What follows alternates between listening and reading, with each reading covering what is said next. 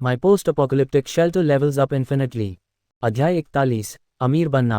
खंडहरों पर कब्जा हो गया। इस पल अगर वह शरीफ कोबोल्ड अचानक अपनी गोद से एक ग्रेनेड निकालकर चिल्लाता, आग लगा दो, तो भी सूमो उतना नहीं डरता जितना वह अभी डरा हुआ था। हाथ से बना न्यूक्लियर बम नहीं, हाथ से बना grenade. Fire style, great fire ball.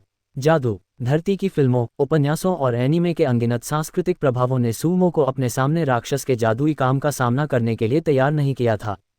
शरीफ कोबोल्ड को अपनी छड़ी दिखाते हुए देखकर सूमो को अब इस बात की परवाह नहीं थी कि जमीन पर क्या है। वह तुरंत एक आलसी गधे की तरह लुढ़का और पास की मेज के पीछे छिपने की कोशिश करने लगा। फायरबॉल अविश्वसनीय रूप से तेजी से उड़ा। जमीन पर लुढ़कते हुए सूमो को तेज गर्मी महसूस हुई। उसे देखने की जरूरत नहीं थी कि उसकी रेनकोट में एक बड़ा छेद जल गया था और उसके नीचे पहनी हुई सिरेमिक प्लेट आर्मर भी खराब हो गई थी। खुशकिस्मती से दोनों सुरक्षा कवच की सुरक्षा के तहत वह फायरबॉल के असर की बची हुई शॉकवेव को झेलने में कामयाब रहा, जिससे उसकी त्वचा को सीधा नुकसान नहीं हुआ। फायरबॉल सीधे उसके पीछे की रेलिंग से टकराया और उसे तुरंत दो हिस्सों में तोड़ दिया।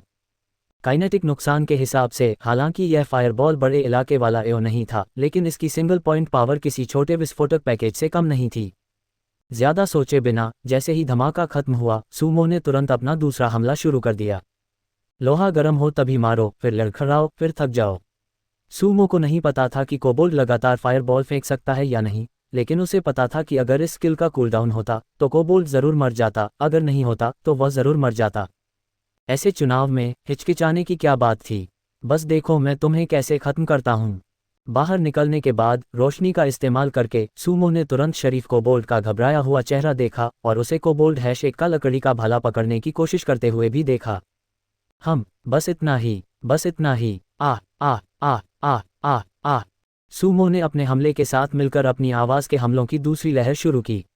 गूंजती हुई चीखों से न सिर्फ सूमो के कान के पर्दे दुखने लगे, बल्कि उसके सामने वाले कोबोल्ड के कुत्ते जैसे चेहरे पर भी दर्द का भाव आ गया। अगले ही सेकंड जो लकड़ी के भाले की नुकीली नोक उस ऊंचे कोबोल्ड की छाती में घुस गई, जबरदस्त ताकत से उसका पतला शरीर लगभग पूरी तरह से छेद गया। अपनी कमर की ताकत का इस्तेमाल करके सूमो की बांह की नसें जोर से फूल गईं और एक जबरदस्त ताकत जो लकड़ी के भाले के डंडे में ट्रांसफर हो गई, जिससे कोबोल्ड एक ही बार में ऊपर उठ गया। एक जोरदार झटका, ऊंचा कोबोल्ड हवा में एक परफेक्ट आर्क में फेंका गया, फिर सूमो ने उसे ठंडी जमीन पर पटक दिया। साफ था कि अब उसे बचाया नहीं जा सकता था।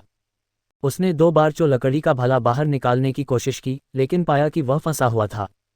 इस डर से कि कहीं वह ऊंचा कोबोल्ड उठकर चिल्ला न दे, हमारी कोबोल्ड जाति की शान वापस लाओ, ये हमारा न टलने वाला फर्ज है, और फिर किसी नॉवेल की तरह खुद को खत्म न कर ले। सूमो ने सीधे अपने स्टोरेज स्पेस से हुआंग बियाओ का गदा निकाला, 2 कदम आगे बढ़ा और पूरी ताकत से उस ऊंचे कोबोल्ड की मालिश करने लगा। बड़ा हथौड़ा 80, छोटा हथौड़ा 40, 80, 40, ... वह गिन नहीं पाया कि उसने कितनी बार हथौड़ा मारा, जब तक कि उस ऊंचे कोबोल्ड की हर हड्डी और मांसपेशी पूरी तरह से ढीली नहीं हो गई। तब सूमो जमीन पर बैठ गया, हौंफते हुए। एक चांदी की रोशनी चमकी और एक चांदी सफेद खजाने का संदूक वहीं गिरा जहां वह ऊंचा कोबोल्ड मरा था। एक और चांदी का खजाने का संदूक। यह कोशिश फायदेमंद रही। जोरदार हमले के बाद थोड़ी देर की थकान हुई।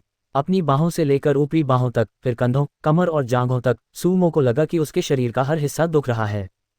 हालांकि खंडहरों में पहली बार काले कुत्ते का सामना करने पर उसे जो थकान महसूस हुई थी, उसकी तुलना में अब सिर्फ 3 से 5 मिनट के बाद सूमो को दर्द काफी कम महसूस हुआ। ये बंजर जमीन की दुनिया और भी ज्यादा अजीब होती जा रही है। यहाँ तो एक कोबोल्ड जादूगर भी है जो आग के गोले फेंक सकता है। यह अजीब है। जमीन पर बैठकर और टूटी हुई रेलिंग को देखकर सूमो को डर महसूस हुए बिना नहीं रहा। इतनी शक्ति के साथ सुरक्षा कवच तो दूर की बात है, उसके सामने एक पतली स्टील की प्लेट भी ऐसे असर और धमाके को झेल नहीं पाएगी। अपना ध्यान केंद्रित करके उसने गेम पैनल बुलाया। इससे पहले कि सूमो अपने स्टोरेज स्पेस से सायोनिक पानी निकाल पाता, 3 गेम प्रॉम्प्ट आ गए। रिकॉर्ड, आपने अंडरग्राउंड खंडहर के मालिक कोबोल्ड डोरेंडेल फोमोडोलोंडिस को हरा दिया है।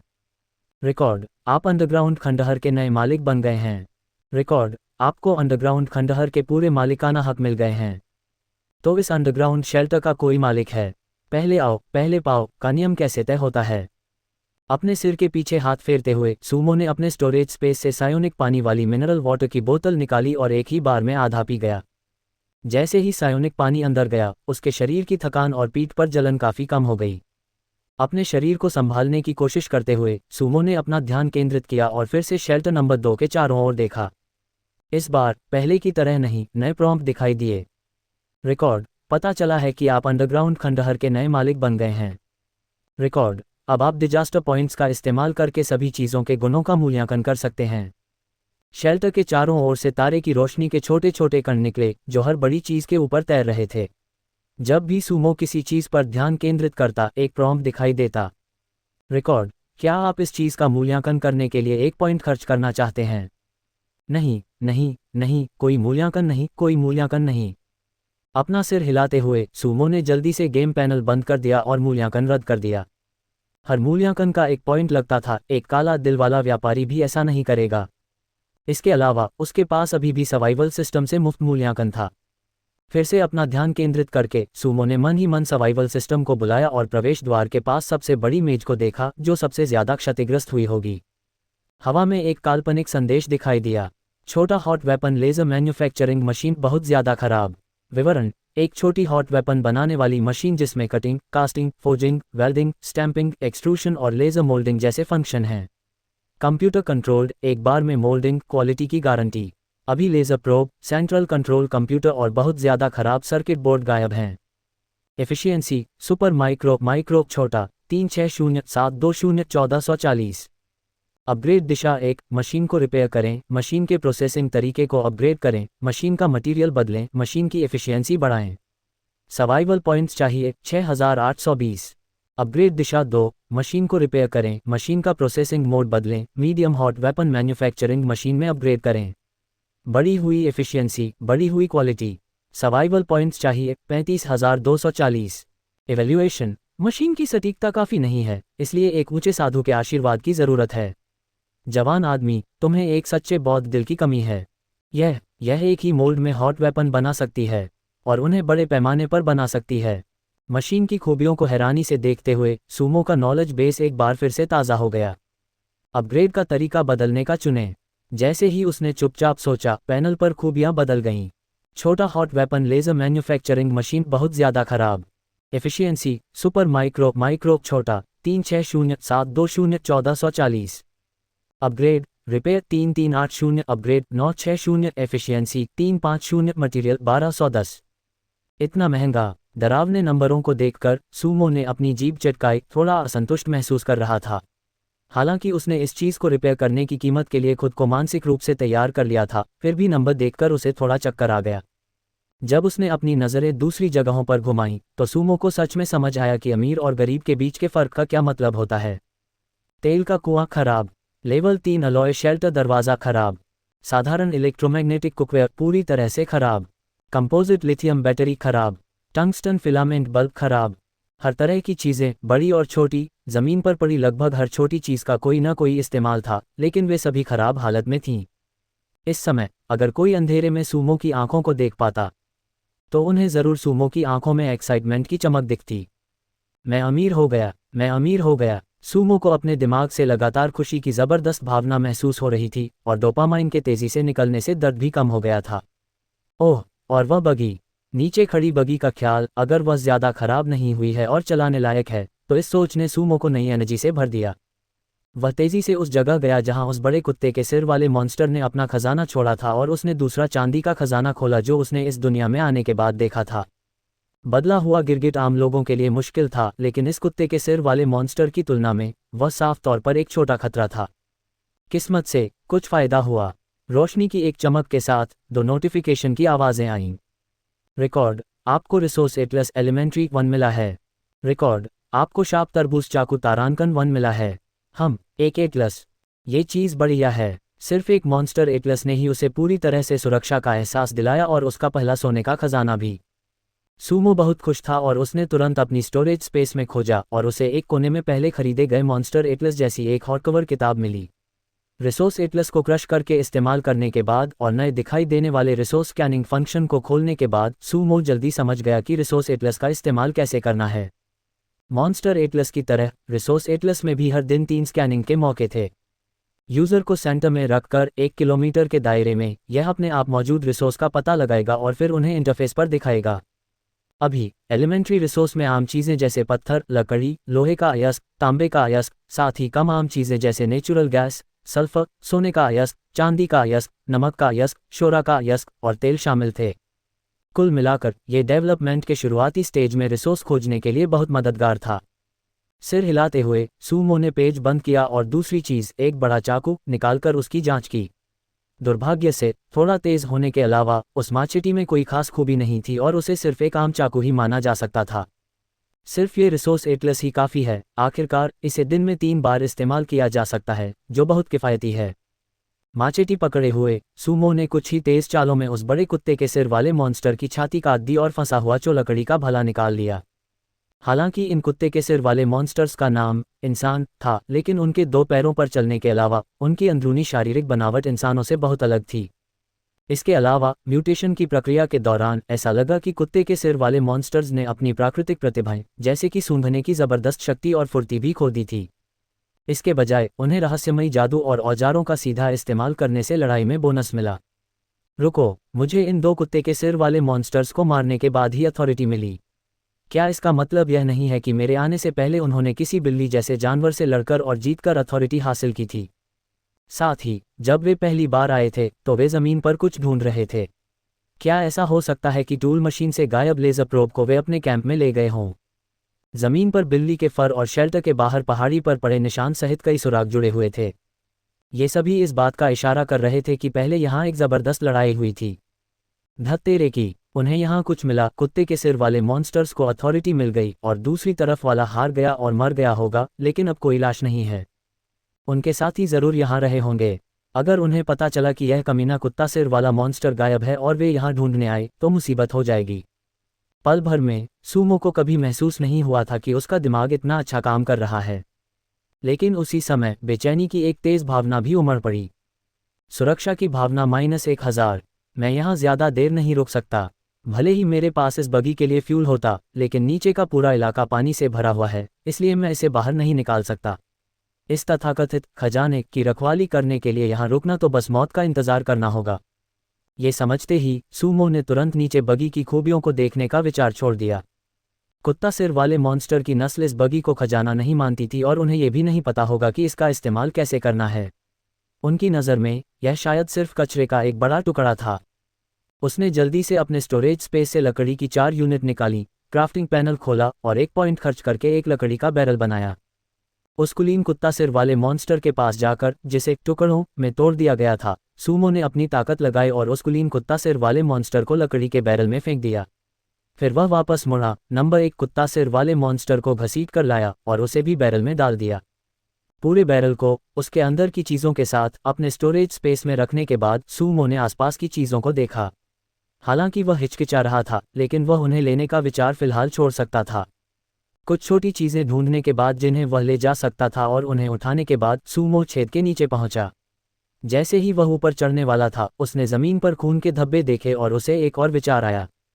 कुत्ता सिर वाले मॉन्स्टर्स की ट्रैक करने की क्षमता कम हो गई है और मेरे पास अपनी गंध छिपाने के लिए बेहतर मिट्टी की प्लेट वाला कवच है। शायद मैं इसका इस्तेमाल करके उनके ठिकाने का पता लगा सकता हूं और लेज़र प्रोब वापस पाने का मौका पा सकता हूं, जिससे मेरे कई 100 सर्वाइवल पॉइंट्स बच जाएंगे। पहले से इकट्ठा किए हुए बिल्ली के बाल निकालकर सूमो ने उन्हें ध्यान से ज़मीन पर बिखेर दिया और कुछ बालों पर खून भी लगा दिया। अपने बनाए हुए परफेक्ट क्राइम सीन को देखकर सूमो ने सिर हिलाया, छेद के पास लौटा और हल्की छलांग लगाकर हवा में लटकी रस्सी पकड़ ली। अपने थके हुए हाथों से थोड़ी और ताकत लगाकर सूमो मुश्किल से शेल्टर नंबर 2 के बाहर छेद तक चढ़ा और उसी छोटी पहाड़ी पर लौट आया जहां से उसने शुरू किया था। भान भान भान भान। ओरियो, जो दूर जमा पानी के पास चक्कर लगा रहा था, सूमो को बाहर चढ़ते देखकर जोश में भौंकने लगा। उसने लोहे का टुकड़ा और रस्सी हटा दी, जल्दी से ज़मीन साफ की और फिर कुत्ते जैसे राक्षसों के पैरों के निशान के पास कुछ बाल रख दिए। अब एकमात्र कमी मेरे पैरों के निशान हैं, लेकिन मैं इसके बारे में कुछ नहीं कर सकता। मैं इसे पूरी तरह से बेदाग नहीं बना सकता। अगर किसी ने मेरा पीछा करने की हिम्मत की, मैं तो बस डिलीवरी न होने की चिंता कर रहा था, लेकिन अपने इलाके में मैं उन सबको ख़त्म कर दूंगा। उसकी आंखों में एक ठंडी चमक कौंधी। जिस रास्ते से वह आया था, उसी रास्ते से सूमो तेजी से और कुशलता से वापस लौट गया। सिर्फ 10 मिनट से कुछ ज़्यादा समय में वह उसी जगह लौट आया जहां उसने पहली बार अपना रेनकोट पहना था। भौंक भौंक, वो बेचारा ओरियो सूमो के पास आया और दयनीय ढंग से रोने लगा। एक नज़र देखते ही सूमो हंस पड़ा। ओरियो, जो असल में काला और सफ़ेद था, अब उसकी पीठ और पूंछ पर बालों का एक बड़ा हिस्सा जल गया था, जिससे सिर्फ उसका गुलाबी छोटा पिछवाड़ा दिख रहा था। उसकी कभी घनी बड़ी पूंछ अब गंजी हो गई थी, जो काफ़ी दिल तोड़ने वाली थी। 2 बार रोने के बाद ओरियो कुछ कदम भागा और एक जले हुए धब्बे पर खोदने लगा, ये दिखाते हुए कि इसी वजह से वह ऐसा हो गया था। तुम बेवकूफ़ कुत्ते, तुम एक बार तो समझदार बने। अगली बार जब तुम्हें ऐसा कोई राक्षस मिले तो जल्दी से भाग जाना। लेकिन तुम्हारे बहादुर मालिक ने पहले ही उन दोनों बेवकूफ़ों का काम तमाम कर दिया है, इसलिए समझ लो कि तुम्हारा बदला ले लिया गया है। नीचे बैठकर उसने बचा हुआ सायोनिक पानी निकाला और सारा ओरियो को पिला दिया। ओरियो को जोश से कूदते फांदते देखकर सूमो को राहत मिली। प्रलय के समय एक इंसान और एक कुत्ता एक दूसरे पर निर्भर थे। अगर ओरियो ने आज चेतावनी नहीं दी होती तो शायद उसके चेहरे पर आग का गोला लग जाता। मुझे अपने हथियार और इक्विपमेंट जल्दी अपग्रेड करने होंगे। मेरी लड़ने की ताकत बहुत कम है। ऐसे दुश्मनों का आमने सामने सामना करना बहुत रिस्की है। मुझे पूरी सुरक्षा पक्की करनी होगी। चिलचिलाती धूप में शेल्टर नंबर 2 पानी में डूबे एक विशाल जानवर की तरह पड़ा था। पहली मंजिल के लोहे के दरवाजे पर सूमो की नज़रें लोहे की प्लेट को भेदती हुई अंदर की बगी को देख रही थीं। जल्द ही मैं तुम्हें बाहर निकालूंगा। जब वह समय आएगा तो इस दुनिया में ऐसी कौन सी जगह होगी जहां मैं नहीं जा पाऊंगा। ये कहने के बाद सूमो की आंखों में कोई लगाव या हिचकिचाहट नहीं थी। वह मुड़ा और पक्के इरादे से बेस की लंबी यात्रा पर निकल पड़ा। इस बार इलेक्ट्रिक हथियारों की जल्दी एंट्री होने वाली थी। 2 जादुई जीवों को मारने के बाद जो किसी फैंटेसी दुनिया से निकले लग रहे थे, शेल्टर वापस जाते समय वे म्यूटेटेड जीव जो आमतौर पर सूमो को परेशान करते थे, ज़्यादा प्यारे लग रहे थे। आग के गोले फेंकना बहुत अजीब है। अगर फैंटेसी नॉवेल में बताए गए सभी जीव एक एक करके सामने आ जाएं, तो इंसानों का बचना मुश्किल हो जाएगा। आग के गोले की ताकत ज़्यादा नहीं थी। इन मॉन्स्टर्स के साथ, जब तक इंसानों के पास गैटलिंग मशीन गन और कुछ कवर है, भले ही दर्जनों या सैकड़ों एक साथ आ जाएं, उन्हें मेटल की डिफेंस लाइन तोड़ने में मुश्किल होगी। लेकिन इसके अलावा अगर पौराणिक ड्रैगन जैसे दूसरे जीव होते, मुझे उम्मीद नहीं है, वरना इंसान हमेशा बिलों में छिपे चूहे बनकर रह जाएंगे। जितना ज़्यादा वह इंसानियत के भविष्य के बारे में सोचता, उतना ही सूमो को लगता कि भविष्य अंधकार में है। सिर हिलाते हुए उसने अपने मन की सारी चिंताओं को जोर से दूर कर दिया। आगे क्षितिज पर शेल्टर को दिखाई देते देखकर उसे बहुत पहले से खोई हुई सुरक्षा की भावना महसूस हुई। सोने का घोंसला हो या चांदी का, कोई भी अपने कुत्ते के घर जितना अच्छा नहीं होता। सिर्फ 6 दिनों में सूमो इस इलाके को पूरी तरह से अपना इलाका मानने लगा था। ओरियो, जो रास्ते में अपनी पूंछ घसीट रहा था, वह भी शेल्टर के पास आते ही खुश हो गया। शेल्टर के आसपास किसी अजनबी के निशान के लिए ध्यान से देखने के बाद सूमो पहाड़ी के पीछे गया, शेल्टर का पिछला दरवाज़ा खोला और अंदर घुस गया। झुककर वे लंबी सुरंग से गुजरे। जैसे ही आगे की जगह अचानक खुली, एक आदमी और एक कुत्ता शेल्टर में लौट आए। सूरज की रोशनी धीरे धीरे रिफ्रैक्टेड वेंटिलेशन शाफ्ट से अंदर आ रही थी, नीचे पड़ रही थी। रोशनी की एक चमकदार किरण बना रही थी। रोशनी की किरण के अंदर हवा में धूल के छोटे छोटे कण नाचते हुए देखे जा सकते थे। बेस के बीच में रखी सब्जी की खेती का बेस, हालांकि अभी भी बिना हरे अंकुरों के था, मिट्टी की खुशबू फैला रहा था, जिससे बेस में जान आ गई थी। यह मेरा शेल्टर है। अगर तुम इसे खत्म करना चाहते हो तो तुम्हें पहले मेरे शरीर के ऊपर से कदम रखना होगा। उन कुत्ते जैसे सिर वाले जानवरों द्वारा मौजूदा शेल्टर को तोड़कर खत्म करने के बारे में सोचकर ही सूमो ने अपनी मुट्ठियां भींच लीं। टेबल पर बैठकर दिन की रोशनी का इस्तेमाल करते हुए सूमो ने अपने स्पेशल स्टोरेज से अपना क्रॉसबो निकाला और टेबल पर रख दिया। कई दिनों के बाद काफ़ी सर्वाइवल पॉइंट्स और एक जनरेटर जमा करने के बाद इलेक्ट्रिक ऑटोमेटिक वेपन में अपग्रेड करना ज़रूरी था। एक क्रॉसबो जो सिर्फ एक बोल्ट फायर कर सकता था, शिकार के लिए कुछ हद तक काम का था, लेकिन सीधे मुकाबले के लिए ये बहुत लिमिटेड था। खासकर जब जादुई काबिलियत वाले मॉन्स्टर्स का सामना होता था तो यह और भी कम असरदार होता था। ध्यान लगाते हुए सूमो ने मन ही मन सिस्टम कहा और क्रॉसबो पर अपनी नज़र टिका दी। Hunting compound crossbow normal. जानकारी, एक लंबी दूरी का कॉम्बैट टूल, धीमी loading speed, high initial velocity और काफ़ी मारक क्षमता। जंगल में जिंदा रहने के लिए एक ज़रूरी tool. Rate of fire 140 metre प्रति सेकंड। Range 80 metres. मैक्सिमम मारक क्षमता 165 एम। इफेक्टिव मारक क्षमता 330 एम। सबसे दूर तक मारक क्षमता। Upgrade option 1, crossbow material upgrade करें, क्रॉसबो पाउंडेज बढ़ाएं, कॉकिंग प्रेशर कम करें। सर्वाइवल पॉइंट्स 180 चाहिए। Upgrade option 2, crossbow material upgrade करें, एक इलेक्ट्रिक कॉकिंग डिवाइस जोड़ें, फायरिंग मोड बदलें, ऑटोमेटिक बर्स्ट फायर मोड जोड़ें। सर्वाइवल पॉइंट्स 400 चाहिए। दूसरे अपग्रेड ऑप्शन के लिए 400 सर्वाइवल पॉइंट्स चाहिए। जनरेटर अपग्रेड करने के बाद मेरे पास सिर्फ 303 पॉइंट्स बचे हैं। देखते हैं कि क्या मैं ज़रूरत कम करने के लिए कुछ आइटम डालने का कोई तरीका ढूंढ सकता हूँ। थोड़ी देर सोचने के बाद सूमो ने अपना दिमाग लगाया और ऑप्शन 1 के लिए अपग्रेड की ज़रूरतें सामने आईं। कुछ पार्ट्स को नज़रअंदाज करते हुए, जिनके नाम उसने कभी नहीं सुने थे, सूमो ने ज़रूरतों में दो खास चीज़ें देखीं। एक 500W इलेक्ट्रिक मोटर और एक कंपोजिट लिथियम बैटरी या लेड एसिड बैटरी। हे भगवान, एक 500W इलेक्ट्रिक मोटर का वजन कम से कम 5 या 6 किलोग्राम होगा, और एक बड़ी बैटरी के साथ क्रॉसबो का वजन आसानी से 20 किलोग्राम से ज़्यादा हो जाएगा। इसके अलावा मेटल फटीग में बहुत ज़्यादा बढ़ोतरी को देखते हुए, अगर फायरिंग रेट बहुत तेज़ है तो ये टूटने से पहले ज़्यादा देर तक नहीं टिकेगा। जल्दी से मन में हिसाब लगाने के बाद सूमो ने इलेक्ट्रिक क्रॉसबो के फ़ायदे और नुकसान पता लगाए। 500W मोटर से मिलने वाली जानलेवा ताकत पक्का काफ़ी होगी। रास्ते में होने वाले नुकसान को भी हिसाब में लें तो भी ये कम से कम 200 जूल काइनेटिक एनर्जी दे सकती है। लेकिन साथ ही इतनी ज़्यादा आउटपुट पावर से सटीकता में कमी ज़रूर आएगी। बैटरी और मोटर को पक्का पीछे रखना होगा, जिससे पूरे हथियार का सेंटर ऑफ ग्रेविटी पीछे चला जाएगा, जिससे निशाना लगाना बहुत मुश्किल हो जाएगा। छोड़ो, इतनी चिंता करने का कोई अच्छा हल नहीं है। पहले सामने वाली समस्या को हल करते हैं। सभी अंदाजित पैरामीटर को ध्यान में रखते हुए सूमो ने ट्रेडिंग मार्केट खोला और आइटम खोजने लगा। ट्रांजैक्शन फीस जुड़ने के बाद मौजूदा ट्रेडिंग मार्केट अब उतना हलचल भरा नहीं था जितना कुछ दिन पहले था। लाखों आइटम के पेज रातों रात सिकुड़कर 7 या 8 पेज रह गए थे। बहुत कम लोग सूमो की तरह अमीर थे जो डिलीवरी और आइटम खरीदने के लिए पॉइंट खर्च कर सकें। सभी पेज पलटने के बाद भी कोई आइटम न मिलने पर सूमो को मजबूरी में वर्ल्ड चैनल पर जाना पड़ा। सूमो, 500W इलेक्ट्रिक मोटर खरीद रहा हूँ, साइज और वजन की कोई लिमिट नहीं है, और एक कंपोजिट लिथियम बैटरी या लेड एसिड बैटरी भी। सूमो, मैं एक बाय ऑर्डर खोल रहा हूँ और शिपिंग फीस मैं दूंगा। अगर आपके पास बेचने के लिए आइटम हैं तो जल्दी करें और उन्हें ट्रेड के लिए रखें। पहली आपदा के बाद सभी के रोज़ाना बातचीत के लाउडस्पीकर दो हो गए थे। जब सूमो का पहला मैसेज वर्ल्ड चैनल पर आया तो उसने तुरंत सबका ध्यान नहीं खींचा, लेकिन जब दूसरा मैसेज आया तो उसने तुरंत वर्ल्ड चैनल में आग लगा दी। हे भगवान, फ्रंट रो में मेरे भगवान सू को गले लगा रहा हूँ, अमरता मेरे सिर को सहला रही है, बाल हमेशा की जिंदगी के लिए बंधे हैं। और कुछ नहीं, मैं इस किस्मत को बक्से खोलने के लिए बचा रहा हूँ। बधाई हो, आपने एक claw knife battle scar quality खोली है। अरे, गलत movie set. Motor, lithium battery, क्या भगवान सू पहले ही बिजली के युग में पहुंच गए हैं? मैं अभी भी मशालें इस्तेमाल कर रहा हूँ। ओह, मेरे पास अब मशालें भी नहीं हैं, कोई बात नहीं। मेरे पास फ़ोन की लिथियम बैटरी है। गॉड सू, क्या आपको चाहिए? क्या शिपिंग फीस इतनी महंगी नहीं है? सच में बहुत ज़्यादा अमीर। हमारा हुआशिया सच में कमाल का है।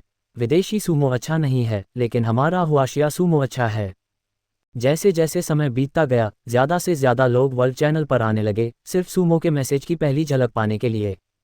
हलचल देखकर सूमो खुश हुआ और उसने सीधे ट्रेडिंग चैनल में खरीदने की जानकारी पोस्ट कर दी। जल्द ही 800 मिलीलीटर सायोनिक पानी और 11 डिजास्टर पॉइंट खर्च करके उसने एक पुरानी दिखने वाली मोटर हासिल की, जो शायद एक इलेक्ट्रिक साइकिल से निकाली गई थी, जिसका वजन 12 किलोग्राम था। जहां तक लिथियम बैटरी की बात है, कुछ फिल्टरिंग के बाद सूमो ने 600 मिलीलीटर सायोनिक पानी और 40 डिजास्टर पॉइंट खर्च करके 2 सेट स्टोरेज बैटरी खरीदी, जो थी एक 20Ah 8V ternary lithium battery, जिसे इलेक्ट्रिक क्रॉसबो पर लगाया जाना था, एक 400Ah 8 volt standard lithium iron phosphate battery, जिसका इस्तेमाल शेल्टर की शुरुआती रोजाना बिजली की खपत के लिए किया जाना था, एक स्टैंडर्ड 12 वोल्ट बैटरी के तौर पर 400Ah वाली बैटरी लगभग 5 किलोवाट घंटे बिजली स्टोर कर सकती थी, जो शेल्टर की शुरुआती बिजली की ज़रूरतों के लिए पूरी तरह काफ़ी थी। क्रॉसबो, बैटरी और मोटर लगाने के बाद इस बार जब सूमो ने दोबारा देखा तो सर्वाइवल पॉइंट की ज़रूरत बदल गई थी। Hunting compound crossbow normal upgrade option 1, crossbow के मटेरियल को अपग्रेड करें, क्रॉसबो का पाउंडेज बढ़ाएं, कॉकिंग प्रेशर कम करें। सर्वाइवल पॉइंट चाहिए 180। अपग्रेड ऑप्शन 2, क्रॉसबो के मटेरियल को अपग्रेड करें, एक इलेक्ट्रिक कॉकिंग डिवाइस जोड़ें, डिज़ाइन मोड बदलें, ऑटोमेटिक बर्स्ट फायर मोड जोड़ें। सर्वाइवल पॉइंट चाहिए 220। हम दो सबसे ज़रूरी चीज़ों ने लागत सिर्फ 180 पॉइंट कम की। क्या यह अपग्रेड मटेरियल की प्रॉपर्टीज़ को भी बदल सकता है? बिना किसी हिचकिचाहट के सूमो ने सीधे अपग्रेड करने का फैसला किया। एक रोशनी चमकी, 220 सर्वाइवल पॉइंट्स काट लिए गए और एक हरी रोशनी फैली, लगभग तुरंत, 1 सेकंड से भी कम समय में, तीनों चीज़ों को पिघलाकर एक नीले रंग के चमकते हुए लिक्विड में बदल दिया। जैसे जैसे हरी रोशनी फैलने की फ्रीक्वेंसी तेज हुई, लिक्विड जमने लगा और धीरे धीरे एक नए आकार में बदलने लगा। चैप्टर नोट्स देखें। पूरे 10 किलोग्राम की इलेक्ट्रिक मोटर गायब हो गई और भारी लिथियम बैटरी भी एक अनजान रूप में बदल गई। ओरिजिनल हैंडगार्ड के नीचे एक एयरबैग जैसा डिवाइस बन गया। सबसे ज़रूरी बात, नई बनी इलेक्ट्रिक क्रॉसबो में एक शानदार स्कोप भी था जिससे सच में शिकार करने का मन कर रहा था। अपने सामने शानदार हथियार को देखकर सूमो, जो कुत्ते जैसे जीवों के हमले की संभावना को लेकर चिंतित था, उसने तुरंत अपने सिर के ऊपर एक हरा नंबर पॉपअप होते देखा। सुरक्षा जोड़ 10,000। हे भगवान, सिस्टम द्वारा ऑप्टिमाइज की गई यह चीज़ बहुत ज़्यादा ओवरपावर्ड है। अगर मैं बैटरी और मोटर को ऑप्टिमाइज करने की टेक्नोलॉजी को रिवर्स इंजीनियर कर पाता तो यह इंसानी वैज्ञानिक विकास में एक बहुत बड़ी छलांग होगी। क्रॉसबो उठाकर टेबल पर रखते हुए सूमो ने अपग्रेड की गई इलेक्ट्रिक क्रॉसबो को उत्सुकता से देखा। बंजर जमीन पर बड़े पैमाने पर पलायन से पहले भी बैटरी की समस्या ठीक से हल नहीं हुई थी। हालांकि बड़े मैन्युफैक्चरर्स तेजी से बैटरी सेल जोड़ रहे थे और चार्जिंग स्पीड बढ़ाने के लिए हर संभव कोशिश कर रहे थे, फिर भी बैटरी की क्षमता, जितना बड़ा साइज उतना ज़्यादा वजन उतनी ज़्यादा क्षमता, के सिद्धांत पर चलती थी। कोई भी छोटे वॉल्यूम में ज़्यादा क्षमता हासिल करने पर रिसर्च करने के लिए बड़ी रकम निवेश करने को तैयार नहीं था। बेशक अगर टेक्नोलॉजी अपने चरम पर भी पहुंच जाती तो भी सिस्टम के मौजूदा मॉडिफिकेशन जैसे इतने भयानक असर पर रिसर्च करने में शायद कम से कम कई दशक लग जाते। क्रॉसबो का ओवरऑल कलर स्कीम अभी भी हल्के लकड़ी के रंग और काले रंग का था। इसका वजन भी पिछले 4 किलोग्राम से बढ़कर अनुमानित 9 किलोग्राम हो गया था। ये भारी लग रहा था जिससे सुरक्षा का बहुत अच्छा एहसास हो रहा था। शुक्र है सिस्टम में चार्जिंग केबल शामिल था, वरना मुझे यूएसबी चार्जिंग प्लग ढूंढने के लिए ट्रेडिंग चैनल पर जाना पड़ता। जमीन से केबल उठाकर उसे देखते हुए सूमो हल्के से मुस्कुराए। साथ में दिया गया 120W का फास्ट चार्जर बैटरी के लिए पूरी तरह काफ़ी था। ये 220 सर्वाइवल पॉइंट्स अभी के लिए बहुत बड़ा फ़ायदा थे। क्रॉसबो के स्ट्रक्चर को देखने के बाद सूमो को इस इलेक्ट्रिक क्रॉसबो का इस्तेमाल करने का शुरुआती अंदाज़ा हो गया था। इस्तेमाल से पहले इलेक्ट्रिक डिवाइस पर स्विच खींचना होगा। 3 सेकंड तक नॉर्मल पावर सप्लाई के बाद यह अपने आप सेल्फ चेक फंक्शन शुरू कर देगा। इस समय कॉकिंग मैकेनिज्म काम करना शुरू कर देगा और मैगजीन से पहले तीर को अपने आप जगह पर धकेल देगा। साथ ही ट्रिगर सेफ्टी अपने आप हट जाएगी जिससे नॉर्मल शूटिंग हो सकेगी। इलेक्ट्रिक कॉकिंग मैकेनिज्म का काम करने का सिद्धांत भी बहुत आसान है। यह इंसान के कॉकिंग की नकल करता है। मोटर से मिलने वाली ताकत से मैगजीन से तीर खींचकर कॉकिंग का मकसद पूरा करता है। सच में इसमें पावर नहीं है।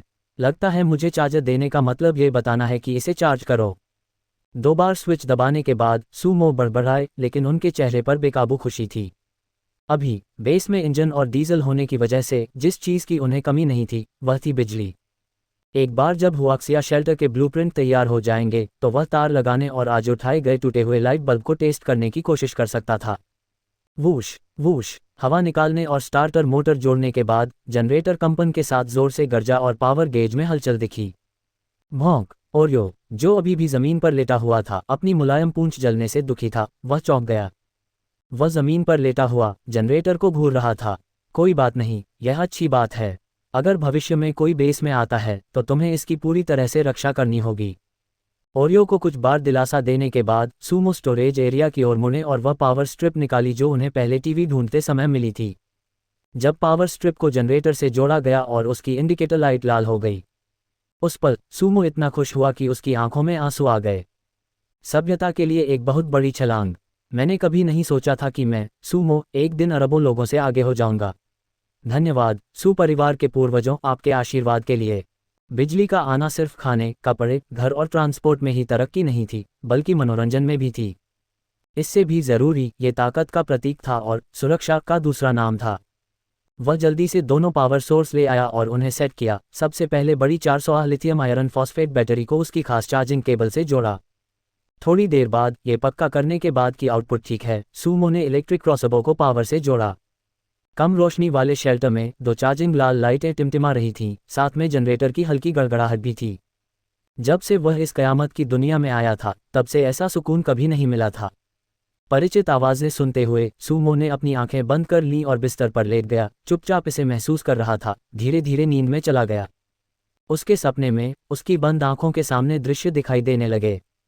एक गर्म गर्मी का मौसम। एक शाम जब बिजली चली गई थी, बुजुर्ग लोग गेट पर शतरंज की दुकानों पर बैठे थे, जोरदार लड़ाई कर रहे थे। बच्चे पहली बार होमवर्क की चिंता किए बिना खिलौनों के साथ गली में खुशी खुशी दौड़ रहे थे, हंस रहे थे और खेल रहे थे। बड़े लोग भी अपना काम छोड़कर गेट पर ठंडक पाने के लिए बैठे थे, कभी कभी अपने बच्चों को देखकर चिल्ला रहे थे, बच्चे धीरे दौड़ो, गिर मत जाना। सड़क किनारे एक फास्ट फूड रेस्टोरेंट के मालिक ने मौके का फायदा उठाकर अपना जनरेटर निकाला। प्लेट भर भर के स्वादिष्ट फ्राइड खाना बना रहा था, जिससे आने जाने वाले लोग आकर्षित हो रहे थे। एक प्लेट ठंडी डिश पालक नूडल्स के साथ, एक निवाला नूडल्स, एक निवाला लहसुन, एक निवाला चिपचिपा और खुशबूदार, कुरकुरा और ताज़ा, फैट और कम फैट वाला चावल के आटे के साथ स्टीम्ड पोर्क, तरबूज की खुशबू, नाली की बदबू, भौंक भौंक भौंक और ओरियो का भौंकना। तुम कुत्ते, मैंने अभी अभी कल्पना करना शुरू ही किया था और इससे पहले कि मैं भावुक हो पाता, तुमने मुझे रोक दिया। तुम सच में कमाल हो इमोजी। सूमो ने थोड़ी लाचारी के साथ अपनी आंखें खोलीं, ओरियो को देखा जो पूरी तरह अलग था, और तुरंत अपने चेहरे से शरारती मुस्कान हटा दी। कोई आया है, भौंक, धत तेरे की, ये बहुत तेज हैं, कुत्तों की नाक वाले। ओरियो को पहले से ही कांपते हुए देखकर उसकी काली सफ़ेद आंखों में खून का निशान था। सूमो जनरेटर की ओर कूदा। आमतौर पर जनरेटर बंद करने के लिए एक प्रोसीजर फॉलो करना पड़ता है। सबसे पहले पावर काटने के लिए एयर स्विच बंद करें, फिर डीजल इंजन को तेज स्पीड से कम स्पीड पर करें, मशीन को 3 से 5 मिनट तक आइडल चलने दें और फिर इग्निशन स्विच बंद कर दें। यह मशीन की मेंटेनेंस के लिए बेहतर होता है। लेकिन अब सूमो के पास तैयारी करने का बिल्कुल भी समय नहीं था। दुश्मन आ गया था। जनरेटर में चलने का समय दिखाने वाला डिस्प्ले नहीं था, इसलिए सूमो सिर्फ डीजल जनरेटर के पिछले और मौजूदा फ्यूल रिजर्व की तुलना करके और फिर पावर कंजम्पशन से डिवाइड करके अंदाज़ा लगा सकता था। 1 घंटा और 44 मिनट, यह एक मोटा मोटा अंदाज़ा था। 2 घंटे की चार्जिंग से 20 इलेक्ट्रिक क्रॉसबो पूरी तरह चार्ज नहीं हो पाएगा, लेकिन ये घात लगाकर हमला करने वाली लड़ाई के लिए ज़रूर काफ़ी होगा। उसने जल्दी से एयर स्विच बंद किया और इग्निशन स्विच को पूरी तरह नीचे घुमा दिया और गड़गड़ाता हुआ डीजल जनरेटर बंद हो गया। शेल्टर, जो शोरगुल वाला था, फिर से शांति की स्थिति में आ गया, जहां सांस लेने की आवाज़ भी साफ सुनी जा सकती थी। पत्थर के दरवाजे की ओर तेजी से चलते हुए सूमो ने अपना कान उस पर लगाया, बाहर की हलचल सुनने की पूरी कोशिश कर रहा था। और सच में, साफ भौंकने की आवाज़ें, आम कुत्तों से अलग और धीमी इमोशनल कुत्तों के गुर्राने की आवाज़ें लगातार आ रही थीं। धत तेरे की, ये कुत्ते के सिर वाले लोग सच में समझदार हैं, उन्होंने ये जगह भी ढूंढ ली। लगता है अगर आज मैंने इनसे निपटा नहीं तो शांति नहीं मिलेगी। दुश्मन दरवाजे तक पहुंच गया था। पिछले डाकुओं के उलट इस बार इलाके की जासूसी करने में मदद के लिए कोई लाइव ब्रॉडकास्ट नहीं था। लेकिन सूमो की नज़र स्टोरेज रूम के अंदर रखे एक गहरे रंग के चौकोर बक्से पर पड़ी। वह था खंडहरों से लाया गया बड़ा सा टीवी। ये जगह घेरने वाला टीवी तब से उसके स्टोरेज स्लॉट में पड़ा था जब वह इसे खंडहरों से वापस लाया था। एक अपडेट के बाद जब उसकी स्टोरेज कैपेसिटी फुल हो गई तो इसे धूल खाने के लिए एक कोने में छोड़ दिया गया था। कई जगहों से गुजरने के बाद आखिरकार इसका इस्तेमाल करने का समय आ गया था। लिथियम आयरन फॉस्फेट बैटरी के साथ बेस में इस भारी भरकम बड़े टीवी की ज़रूरतों को पूरा करने के लिए ज़रूरत से ज़्यादा बिजली थी। तेज़ी से स्टोरेज एरिया की ओर चलते हुए सूमो ने इसे अपने स्टोरेज स्पेस में रखा और जनरेटर के पास ले आया, फिर एक सोच के साथ। बड़ा टीवी बैटरी के ठीक बगल में रख दिया गया। उसने अपनी नज़रें टिकाईं और टीवी के बगल में एक काल्पनिक टेक्स्ट की लाइन दिखाई दी। 32 इंच कलर टीवी उत्कृष्ट। विवरण: एक अज्ञात युग में बनाया गया एक तकनीकी उत्पाद। इसमें मुख्य रूप से 5 भाग होते हैं: power supply circuit, common channel, sound channel, colour decoding circuit और colour image display system. Frame rate 25 frame प्रति सेकंड है, जिसमें प्रति फ्रेम 625 लाइनें हैं। विशेष क्षमता: एक बार शेल्टर में रखने और चालू करने पर यह शेल्टर के 1 किलोमीटर के दायरे की निगरानी कर सकता है, जिसमें जूम इन, जूम आउट और पर्सपेक्टिव बदलने के फंक्शन हैं। अपग्रेड पाथ 1: टीवी के मटेरियल को मॉडिफाई करें, क्लैरिटी बढ़ाएं, स्पीकर जोड़ें और एक प्राइवेट पर्सनल सिनेमा सेटअप करें। इसके लिए सर्वाइवल पॉइंट्स 1550 चाहिए। अपग्रेड पाथ 2: टीवी के मटेरियल को मॉडिफाई करें, क्लैरिटी बढ़ाएं, इसकी विशेष क्षमता की रेंज बढ़ाएं और दूसरा एट्रीब्यूट जोड़ने का मौका, टेक्नोलॉजी तक सीमित। इसके लिए सर्वाइवल पॉइंट्स 6520 चाहिए। मूल्यांकन: इस टीवी के सामने तुम, मैं और वह। कोई प्राइवेसी नहीं है, सही कहा। अपग्रेड के लिए ज़रूरी बहुत ज़्यादा सर्वाइवल पॉइंट्स को नज़रअंदाज करते हुए सूमो ने ये कन्फर्म करने के बाद कि यह खराब नहीं हुआ है, अपनी भावनाओं को कंट्रोल करने के लिए गहरी सांस ली। जैसे ही उसने टीवी की पावर सप्लाई को बैटरी से जोड़ा, सूमो का दिल धीरे धीरे ठंडा होता गया और उसके दिमाग में हज़ारों विचार दौड़ने लगे। बंजर दुनिया में आने के बाद वह बस एक अच्छा इंसान बनना चाहता था और यहाँ अपनी ज़िंदगी जीने के लिए कड़ी मेहनत करना चाहता था। मुर्गियाँ पालना, अपने कुत्ते के साथ खेलना, सब्जियाँ उगाना और एक कामयाब शेल्टर चलाने की पूरी कोशिश करना, ताकि जब उसका परिवार आए तो वे सब मिलकर उस बंजर ज़मीन पर एक स्थिर जिंदगी जी सकें। लेकिन जितना ज़्यादा वह मुसीबत से दूर रहना चाहता था, उतने ही ये अंधे बेवकूफ़ उसकी ज़िंदगी बर्बाद करने की कोशिश करते रहे और उसे मार डालना चाहते थे। मैं बस एक आम इंसान हूँ, एक 5 स्टार अच्छा नागरिक जिसे अपनी मातृभूमि से पूरी शिक्षा मिली है। अगर मैं किसी नॉवेल के हीरो जैसा फैसला लेने की कोशिश भी करूं, तो भी अगर कोई सच में ताकतवर दुश्मन आ जाए तो मैं घबरा जाऊंगा। लेकिन क्योंकि तुम मुझे जिंदा नहीं रहने देना चाहते, तो मैं तुमसे सिर्फ मरने के लिए कह सकता हूं। खड़खड़। बड़ा सा टीवी पावर से कनेक्ट होने के बाद अपने आप चालू हो गया। ऐसा लगा कि पिछली बार इसे ठीक से बंद नहीं किया गया था। जजस्ट जजस्ट जजस्ट। कोई सिग्नल इनपुट न होने पर स्क्रीन पर लगातार टिमटिमाती हुई काली और सफ़ेद स्टैटिक दिख रही थी। नीचे के बटन थोड़ी देर दबाने के बाद सूमो को ऐसी एक चैनल मिला जो खास काबिलियत का प्रतीक था। स्विच बटन दबाने पर टीवी के चेसिस के पीछे से एक मायावी लहर तेजी से निकली, जिससे हवा में भी कंपन होने लगा। बज बज बज। बड़ा सा टीवी जोर से हिलने लगा। ये देखकर कि वह जमीन से उछलने वाला है, सूमो ने उसे और ज्यादा हिलने से रोकने के लिए जल्दी से पकड़ लिया। टीवी से आ रहे कंपन को महसूस करके सूमो का दिल गले में आ गया था। वह डरा हुआ था कि कहीं ये चीज़ गलती से हिलकर टूट न जाए। किस्मत से लगभग 10 सेकंड के बाद हिलना आखिरकार धीमा होने लगा। टीवी के हिलने की फ्रीक्वेंसी 1 सेकंड में 7 या 8 बार के जोरदार तूफान से बदलकर 1 सेकंड में 2 या 3 बार की हल्की बारिश जैसी हो गई। जो गड़बड़ स्क्रीन पहले काली और सफ़ेद स्टैटिक से भरी थी, वह भी बदलने लगी। स्क्रीन पर धीरे धीरे डूबते सूरज की एक झलक दिखाई दी और जल्द ही और भी चीज़ें दिखने लगीं। तूफान के बाद बचे एसिड रेन के गड्ढे, झाड़ियों के कुछ टुकड़े जिन्हें सूमो ने काटकर अस्त व्यस्त कर दिया था, और झाड़ियों के पास खोज रहे कोबोल्ड्स। धत्तेरे की, इसमें रिमोट नहीं है। मैं नजरिया भी नहीं बदल सकता, ये बहुत लिमिटेड है। सूमो ने स्क्रीन को घुमाने के लिए नीचे दिए गए बटनों का इस्तेमाल करने की कोशिश की, लेकिन उन्हें तेजी से दबाने के बाद भी कोई रिएक्शन नहीं हुआ। मुझे अब रिमोट लेने के लिए ट्रेड मार्केट जाना होगा। धत्तेरे की, ये चीज़ बहुत भरोसेमंद नहीं है। हम ट्रेड। अचानक कुछ याद आने पर सूमो 2 कदम में 3 कदम चलकर स्टोरेज रूम में गया और टैबलेट जैसी कोई चीज़ बाहर निकाली। टैबलेट के पीछे 3 लाल, पीले और नीले अडॉप्टर केबल जुड़े हुए थे। ये वही मैकेनिकल कंट्रोलर था जो शेनके ने उनके पिछले ट्रेड के दौरान भेजा था। शेनके, ओह शेनके, तुमने सच में अपने बड़े भाई पर बहुत बड़ा एहसान किया है। खुशी से कंट्रोलर को पकड़कर उसने उसे टीवी के पोर्ट में लगा दिया।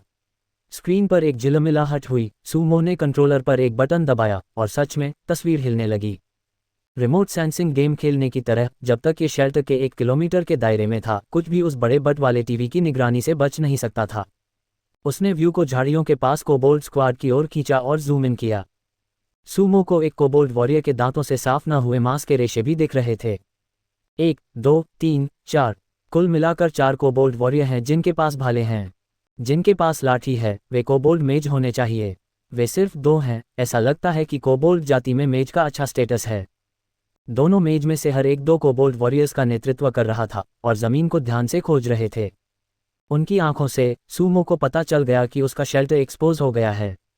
लेकिन किसी वजह से इन कोबोल्ड्स ने हमला करना नहीं चुना। इसके बजाय वे कुछ खोजने के लिए झाड़ियों के इस पैच की ओर भागे।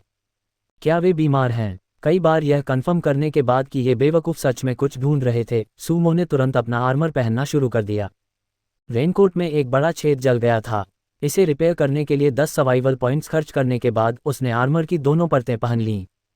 उसने ज़मीन से इलेक्ट्रिक क्रॉसबो उठाया, स्विच एडजस्ट किया और 5 एसिड रेन बोल्ट लोड करने के बाद सूमो क्रॉसबो लेकर पैसेज नंबर 2 की ओर बढ़ा।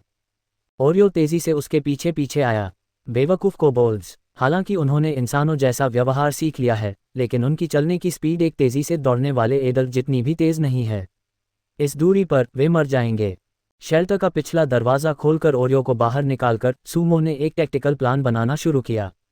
झाड़ियाँ एक खुले मैदान में थीं जहाँ कोई कवर नहीं था और अभी अंधेरा भी नहीं हुआ था, इसलिए घात लगाकर हमला होने की संभावना कम थी। इसलिए ओरियो, एक पल में तुम साइड से हमला करना। हाँ, बाईं ओर से जाओ। उनकी ध्यान भटकाने के लिए भौंकना। दौड़ते रहना, उन्हें तुम्हें मारने का मौका मत देना और मुझसे दूरी बनाए रखना ताकि मुझे उनके पास जाने का मौका मिल सके। अगर मैं खतरे में हूं तो मुझे बचाने मत आना। वे धीरे दौड़ते हैं, हम उनके चारों ओर घूमकर धीरे धीरे उनसे लड़ सकते हैं। समझे? सूमो का गंभीर चेहरा देखकर ओरियो की नज़रें भी गंभीर हो गईं। भौंक। समझदार ओरियो ने धीरे से नर्म आवाज़ में भौंका और ज़मीन पर पंजा मारा, ये दिखाते हुए कि वह तैयार है। अच्छा, हमला करने के लिए तैयार हो जाओ। तुम पहले वहां जाओ, फिर मैं चलूंगा। याद रखना, दूरी बनाए रखना, उन्हें तुम्हें मारने का मौका मत देना, और उन 2 लोगों से सावधान रहना जिनके पास लाठियां हैं, वे वही आग के गोले फेंक सकते हैं जिनसे तुम्हें आज चोट लगी थी। ये सुनकर ओरियो ने जरा भी देर नहीं की और तुरंत वहां से भाग गई। पीली भूरी जमीन पर काली सफेद ओरियो तेजी से दौड़ रही थी। इससे पहले कि अनगिनत छोटे छोटे गड्ढे कुछ समझ पाते, उन पर कदम रखने वाला व्यक्ति या कुत्ता पहले ही कई गज दूर छलांग लगा चुका था। एक मध्यम आकार के कुत्ते के तौर पर हस्की मजबूत, टिकाऊ होती है और उसमें ज़बरदस्त सहनशक्ति होती है। जब एक हस्की को हल्का सामान खींचने के लिए इस्तेमाल किया जाता है और वह लंबी दूरी तक मध्यम गति से अपना काम शुरू करती है, तो उसकी असाधारण क्षमताएं सबसे ज़्यादा साफ दिखती हैं। उसके शरीर का अनुपात और आकार ताकत, गति और सहनशक्ति के बुनियादी संतुलन को दिखाता है। ओरियो को बिना धीमे हुए पूरे 100 मीटर दौड़ते देखकर सूमो ने सिर हिलाया, इलेक्ट्रिक क्रॉसबो को अपने स्टोरेज स्पेस में रखा, नीचे झुका और पहाड़ी पर दौड़ना शुरू कर दिया। इस बार ये सभी को बोल्ट डिलीवरी वाले यहीं रहेंगे। झाड़ी और शेल्टर की ऊंची जमीन के बीच की दूरी ज्यादा नहीं थी। सूमो की चलने की स्पीड के हिसाब से यह ज्यादा से ज्यादा एक यूनिवर्सिटी ट्रैक जितनी दूरी थी, लगभग 400 मीटर। बेशक किसी झड़प में ये दूरी पहले से ही काफी जानलेवा थी। कोल्ड वेपन के ज़माने में घुड़सवार सेना द्वारा तय की गई दूरी, लाइन बनाने से लेकर ट्रॉटिंग तक, फिर जॉगिंग, तेज़ी से दौड़ना और आखिर में पूरी दौड़ लगाना, लगभग इतनी ही थी। इससे ज़्यादा दूर और उन्हें दुश्मन के तीरंदाजों और क्रॉसबोमेन से बहुत ज़्यादा नुकसान उठाना पड़ता, इससे ज़्यादा पास और शायद दुश्मन तक पहुंचने से पहले वे पूरी तरह से मोमेंटम नहीं बना पाते। 4 वॉरियर गनोल्स अभी भी अनाड़ीपन से ज़मीन पर खोजबीन कर रहे थे, लेकिन 2 वॉरलॉक गनोल्स ने अपनी तेज समझ से तुरंत ओरियो को देख लिया, जो बिजली की तरह दौड़ रहा था। वूफ हिस वूफ कू वूफ। तुरंत वॉरलॉक गनोल्स ने वॉरियर गनोल्स को जल्दी से लाइन बनाने का ऑर्डर दिया और ध्यान से दौड़ते हुए ओरियो को देखते रहे। अच्छा, ये सच में बहुत अच्छा है।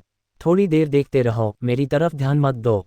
ओरियो ने दौड़ते और भौंकते हुए अपना काम पूरी तरह से पूरा किया। हस्की का काफ़ी स्टेमिना उसे इस तरह के मिशन के लिए एक परफेक्ट डिकॉय बनाने के लिए काफ़ी था। नीचे झुककर सूमो तेजी से लोएस्ट ग्राउंड पर जॉगिंग करने लगा। दूरी लगातार कम होती जा रही थी। 250 मीटर, 200 मीटर, 150 मीटर। जब उसने अंदाज़ा लगाया कि वह सबसे पीछे वाले गनोल से लगभग 120 मीटर दूर है, तो सूमो तुरंत ज़मीन पर गिर पड़ा और साथ ही अपनी जगह से एक बिल्कुल नया, बिना इस्तेमाल किया हुआ इलेक्ट्रिक क्रॉसबो निकाल लिया। उसने पावर स्विच ऑन किया। उसने सेल्फ चेक पूरा होने के लिए 3 सेकंड इंतजार किया। जैसे ही हरी लाइट जली, सूमो ने अपनी नज़र स्कोप पर झुकाई और उन गनोल्स को देखा जो अभी भी ओरियो की दौड़ की तारीफ कर रहे थे। पहला तीर, बिना किसी शक के, वॉरलॉक गनोल। उसने धीरे से प्रीहीट बटन दबाया, जो ट्रिगर से पहले लगा इलेक्ट्रिक क्रॉसबो का सेफ्टी किक भी था। जैसे ही 20 लिथियम बैटरी ने एनर्जी छोड़नी शुरू की, एक चटकने वाली इलेक्ट्रिक आवाज़ आई जो मोटर में चली गई। मोटर ने काम किया, स्ट्रिंगर को पूरी तरह से टेंशन में खींचा और यह प्रोसेस 1 सेकंड से भी कम समय में पूरा हो गया। अलविदा, सूमो ने धीरे से कहा, फिर ट्रिगर खींच दिया। मॉन्स्टर्स के साथ कोई बात नहीं होती, एक बार जब आप उन्हें देख लेते हैं तो या तो आप मर जाते हैं या मैं जिंदा रहता हूं। मैकेनिकल क्रॉसबो की तुलना में इलेक्ट्रिक क्रॉसबो की पावर में कोई खास फर्क नहीं था। ये बस कॉकिंग सेटअप को खत्म करने के लिए एक मोटर और स्ट्रिंगर का इस्तेमाल करता था, जिससे रैपिड फायर इफेक्ट मिलता था। फिर भी एक काली परछाई चमकी और स्कोप में बाईं ओर के वॉरलॉक गनोल का सिर तुरंत लग गया। जोरदार टक्कर वॉरलॉक गनोल के माथे पर लगी, जिससे उसका पूरा शरीर लगभग आधा मीटर पीछे उड़ गया और फिर जमीन पर गिर गया। इससे पहले कि बाकी गनोल घबरा पाते, एक और काली परछाई चमकी। क्रॉसबो का बोल्ट पास में खड़े एक वॉरियर गनोल के सीने पर लगा। ये तीर असल में दूसरे वॉरलॉक गनोल के सिर के लिए था, लेकिन वॉरियर गनोल के घबराए हुए मुड़ने से यह रुक गया। इस बफर के साथ दूसरे गनोल तेजी से चिल्लाए और एक साथ इकट्ठा हो गए और बीच में मौजूद ऊंचे रैंक वाले वॉरलॉक गनोल को कसकर घेर लिया। अरे, क्या तुम्हें लगता है कि तुम ऐसे छिप सकते हो? पुलिस की गाड़ी चुराकर टैक्सी चलाना, तुम मौत को बुला रहे हो। स्कोप के नीचे सूमो के मुंह के कोने पर एक हल्की सी मुस्कान आ गई, क्योंकि वह ट्रिगर खींचता रहा। मैदान में सीटी बजती हवा के साथ स्ट्रिंगर खींचने की आवाज़ मौत की घंटी जैसी थी। हर तीर एक राक्षस की जान ले सकता था। यह एक डायमेंशनलिटी रिडक्शन अटैक जैसा था। भाला चलाने वाले सभी गनोल्स ये भी नहीं बता सकते थे कि अटैक कहाँ से आ रहा है, और अगले ही सेकंड में एक साथी गिर जाएगा। आधे मिनट से भी कम समय में ओरियो ने ध्यान खींचने के लिए अपना दूसरा राउंड ट्रिप भी पूरा नहीं किया था, और झाड़ियों में गनोल स्क्वाड के पास सिर्फ एक वॉरलॉक गनोल्स बचा था। Woof woof woof woof. अपने साथियों की मौत देखकर वॉरलॉक गनोल्स, जो काफ़ी मजबूत था, अचानक घुटनों के बल बैठ गया और अपना पूरा सिर जमीन पर दबा लिया। ओह, सूमो ने हैरानी से भौहें उठाईं और नोल के परफॉर्मेंस को देखा। इतनी ताकतवर जादुई काबिलियत होने के बाद भी क्या एक वॉरलॉक नोल सच में सरेंडर कर देगा? इस पल सूमो को ऐसा लगा जैसे ये तो पहले ही हार गया और मैंने तो अभी तक अपनी पूरी ताकत भी इस्तेमाल नहीं की। लगता है जादू मेरे टेक्नोलॉजिकल हथियारों का मुकाबला नहीं कर सकता। अपने हाथ में इलेक्ट्रिक क्रॉसबो को छूते हुए सूमो मुस्कुराया और लेटे हुए ही निशाना साधता रहा। नोल के इस ग्रुप में शायद इस वॉरलॉक नोल को कुछ समय के लिए जिंदा रखना एक अच्छा फैसला था। लेकिन उससे पहले स्ट्रिंग दबाकर और मैगजीन खोलकर सूमो ने एसिड रेन के बिना 5 नॉर्मल क्रॉसबो बोल्ट रीलोड किए। पफ, एक काली परछाई चमकी और जमीन पर लेटा हुआ नोल तुरंत क्रॉसबो बोल्ट से पीछे की ओर धकेल दिया गया। एक काला क्रॉसबो बोल्ट साफ तौर पर उसकी पतली बाह में धंसा हुआ था। बैंगनी लाल खून वॉरलॉक नोल की चीखों के साथ बंजर जमीन पर गूंज रहा था और आरामदायक हवा के अलावा वहां और भी कुछ था। पफ, एक और क्रॉसबो बोल्ट। 2 क्रॉसबो बोल्ट ने वॉरलॉक नोल को जमीन पर कसकर जकड़ लिया। तीर के सिरे जमीन में घुसने के बाद भी पंख कांप रहे थे। अपना क्रॉसबो हटाकर और चूलकड़ी का भाला लेकर सूमो खड़ा हुआ और वॉरलॉक नोल की ओर चलने लगा। ओरियो, जो पास में घूम रहा था, लड़ाई खत्म होने का एहसास होने पर रुक गया और वॉरलॉक नोल से लगभग 30 मीटर दूर से भौंकने लगा। वूफ अवू वूफ वूफ वूफ वूफ। ये देखकर कि वॉरलॉक नोल ने कोई जवाब नहीं दिया, ओरियो का चेहरा खुशी से चमक उठा और वह चुपके से 10 मीटर और पास आया और फिर से भौंका। वूफ। इस बार ये देखकर कि वॉरलॉक नोल सच में विरोध नहीं कर सकता, ओरियो ने तुरंत अपना 4 व्हील ड्राइव इंजन चालू किया, जबरदस्त ताकत से चार्ज किया और जमीन पर पड़े नोल के सिर पर एक लात मारी। उसने अपने मुंह से जमीन से जादू करने वाली लकड़ी की छड़ी भी छीन ली। ओरियो इस तरह से गिरे हुए कुत्ते को पीटने से काफी खुश था और सूमो, जो दूर से आ रहा था, मुस्कुराए बिना नहीं रह सका। ये छोटा लड़का कहता नहीं है, लेकिन उसके दिल में बहुत गुस्सा है। ये समझने वाली बात है, उसकी खाल उन्हीं लोगों ने जला दी थी। मुस्कुराते हुए सूमो आराम से चलने लगा। यह उसकी अपनी ताकत की सही समझ और इलेक्ट्रिक क्रॉसबो से मिलने वाली सुरक्षा की मजबूत भावना के कारण था। एक ऐसा हथियार जो 100 मीटर दूर से भी असरदार नुकसान पहुंचा सकता था, उसके सामने नोल के आग के गोले क्या थे? ज्यादा से ज्यादा वे ऐसे ग्रेनेड थे जिन्हें ज्यादा दूर तक नहीं फेंका जा सकता था, बस इतना ही। क्रॉसबो के बोल्ट से घायल और ओरियो के सिर मारने से वॉरलॉक नोल अब जमीन पर पड़ा था, थोड़ा होश में नहीं था। दूर से सूमो को भाला लेकर पास आते देख उसने निराशा से अपनी नोल आंखें बंद कर लीं। भौंक, उसके मुंह से एक धीमी कराह निकली। इस पल उसके दिमाग में सूमो की छवि बहुत ऊंची हो गई थी। यह आदमी मौत के देवता की तरह अंधेरे से उन्हें खत्म करने की क्षमता रखता था। एक कमजोर नोल ऐसे शैतान देवता का मुकाबला कैसे कर सकता था? वॉरलॉक नोल को तो अपने मरे हुए नोल पिता की बात भी याद आ गई। अगर किसी दिन तुम्हारा सामना पौराणिक इंसानी ताकतवर लोगों से हो तो याद रखना, तुरंत उन पर हमला मत करना, वे बहुत डरावने होते हैं। वॉरलॉक नोल के दिमाग में यादों की एक श्रृंखला तेजी से कौंधी। कुछ दिन पहले इंसानी गांवों में हुआ नरसंहार, क्या अब उसका हिसाब चुकाने का समय आ गया था? वह जानता था यह मौत से पहले उसकी आखिरी याद थी। हालांकि अचानक उसके सूखे खून बहते गले में एक साफ झरना बहने लगा। साफ झरने के असर से उसकी बांह पर जोर से बह रहा खून रुक गया और उसकी छाती में जलन धीरे धीरे कम हो गई। उसने हैरानी से अपनी आंखें खोलीं। क्या मुक्का है, आग के गोले जितना बड़ा। इस सोच के साथ वह खुशी खुशी बेहोश हो गया। लगता है इस कोबोल्ड वॉरलॉक का दिमाग खराब हो गया है। मैंने तुम्हें जमीन पर कीलों से ठोक दिया है, तुम किस बात पर मुस्कुरा रहे हो? कोबोल्ड को सांस लेने के लिए साइकोनिक पानी का एक घूंट देने के बाद सूमो ने देखा कि वह बेवकूफ़ अभी भी मुस्कुरा रहा है, इसलिए उसने बस उसे होश में आने पर मुक्का मारा। ओरियो, यहाँ आओ और काम करो। इसे देखो, इसे जागने मत देना। कमांड पर ओरियो पूरी तरह से पूंछ हिला रहा था और एक्साइटेड था। काले सफ़ेद कुत्ते जैसे चेहरे पर खुशी की एक झलक खिल उठी। उसकी दुनिया में उन्हीं लोगों की रक्षा करना जिन्होंने उसका चेहरा खराब कर दिया था, दावत से बेहतर था। 5 कोबोल्ड और उन्होंने 3 लकड़ी के क्रेट और एक कांसे का क्रेट गिरा दिया। इन चीज़ों को मारना असल में फ़ायदेमंद है। जैसे जैसे समय बीता, गेम पैनल ने गोली मारकर मारे गए कोबोल्ड्स को ऑफिशियली मरा हुआ घोषित कर दिया और लूट के चेस्ट दिखाई देने लगे। किसी वजह से पहले वॉरलॉक ने इस बार सिल्वर चेस्ट नहीं निकाला था, सिर्फ एक ब्रॉन्ज वाला। थोड़ा निराश होकर सूमो ने क्रेट एक साथ जमा किए और उन्हें खोलना शुरू कर दिया। लॉग, आपको वहाँ मिनरल वाटर 500 मिलीलीटर गुना 2 मिला। लॉग, आपको चिली वाटर 30 मिलीलीटर गुना 1 मिला। लॉग, आपको वेजिटेबल ऑयल 5L गुना 1 मिला। लॉग, आपको सिचुआन पेपर सीड्स का एक बैग मिला। लॉग, आपको एक स्केटबोर्ड मिला। वेजिटेबल ऑयल अब यह एक स्कोर है। उसने बाकी 4 चीज़ें अपने स्टोरेज स्पेस में रख दी और सुनहरी एरोवाना बोतल से तेल निकाल लिया। धूप में तेल एकदम सोने जैसा चमक रहा था। जब मेरी सब्जियां उग जाएंगी तो मैं उन्हें स्टर फ्राई कर सकता हूँ, शायद नूडल्स भी बना लूँगा। नहीं, आज रात बीफ के तेल में सने नूडल्स हैं, कौन मना कर सकता है। स्वाद की कल्पना करते ही उसके मुंह में ऐसे पानी भर आया जैसे उसने खट्टा बेर खा लिया हो। एक पेट जो पहले भूखा नहीं था अब उत्सुकता से गुर्रा रहा था। बहुत जोश में सूमो ने फैले हुए कोबोल्ड्स को भी उत्साह से देखा। कोबोल्ड्स, मेरा निजी खजाना। वह अपने स्टोरेज स्पेस से एक फावड़ा लाया, एक शांत जगह चुनी और खोदना शुरू कर दिया। एक उथली कब्र किसी को ज्यादा देर तक बेवकूफ़ नहीं बना सकती थी, लेकिन ये कोबोल्ड्स की खोज को धीमा कर सकती थी, इसलिए उसने इंसान जैसी दिखने वाली लाशों को वैसे भी दफना दिया। अपनी पहली कब्र के बाद सूमो अब बहुत तेजी से काम कर रहा था। कुछ ही झटकों में उसने पहले से भी बड़ा गड्ढा बना दिया। उसने मरे हुए कोबोल्ड्स को लुढ़काया, फिर अपना स्टोरेज स्पेस खोला और खंडहरों से 2 बैरल जैसी लाशों को उसी गड्ढे में डाल दिया, जिससे सब कुछ ढक गया। एक अथक किसान की तरह उसने बंजर मिट्टी जोती। उसके माथे से पसीने की बूंदें गड्ढे में फिसल गईं, जो मिट्टी के साथ मिल गईं। धरती। कयामत में इंसानी जिंदगी घास थी और राक्षस भी नुकीले और पंजों के नियम को मानते थे। काम हो गया। उसने खंडहर में इस्तेमाल की हुई पुआल की रस्सी निकाली और थोड़ी गुलामी के लिए जादूगर के पास गया। 1 लूप, 2 लूप, 3 मीटर रस्सी ने उसे 5 बार लपेटा। कोबोल्ड चावल के पकौड़े जैसा लग रहा था। सूमो ने खुश होकर सिर हिलाया। उसके बगल में ओरियो ने भी उतनी ही मंजूरी में सिर हिलाया। डूबते सूरज के नीचे आदमी और कुत्ते की परछाई कभी खत्म न होने वाली फैली हुई थी, इस छोटी सी दुनिया के अकेले शासक। उफ, प्यास लगी है, दर्द हो रहा है, मुझे अपनी बाहें क्यों महसूस नहीं हो रही हैं।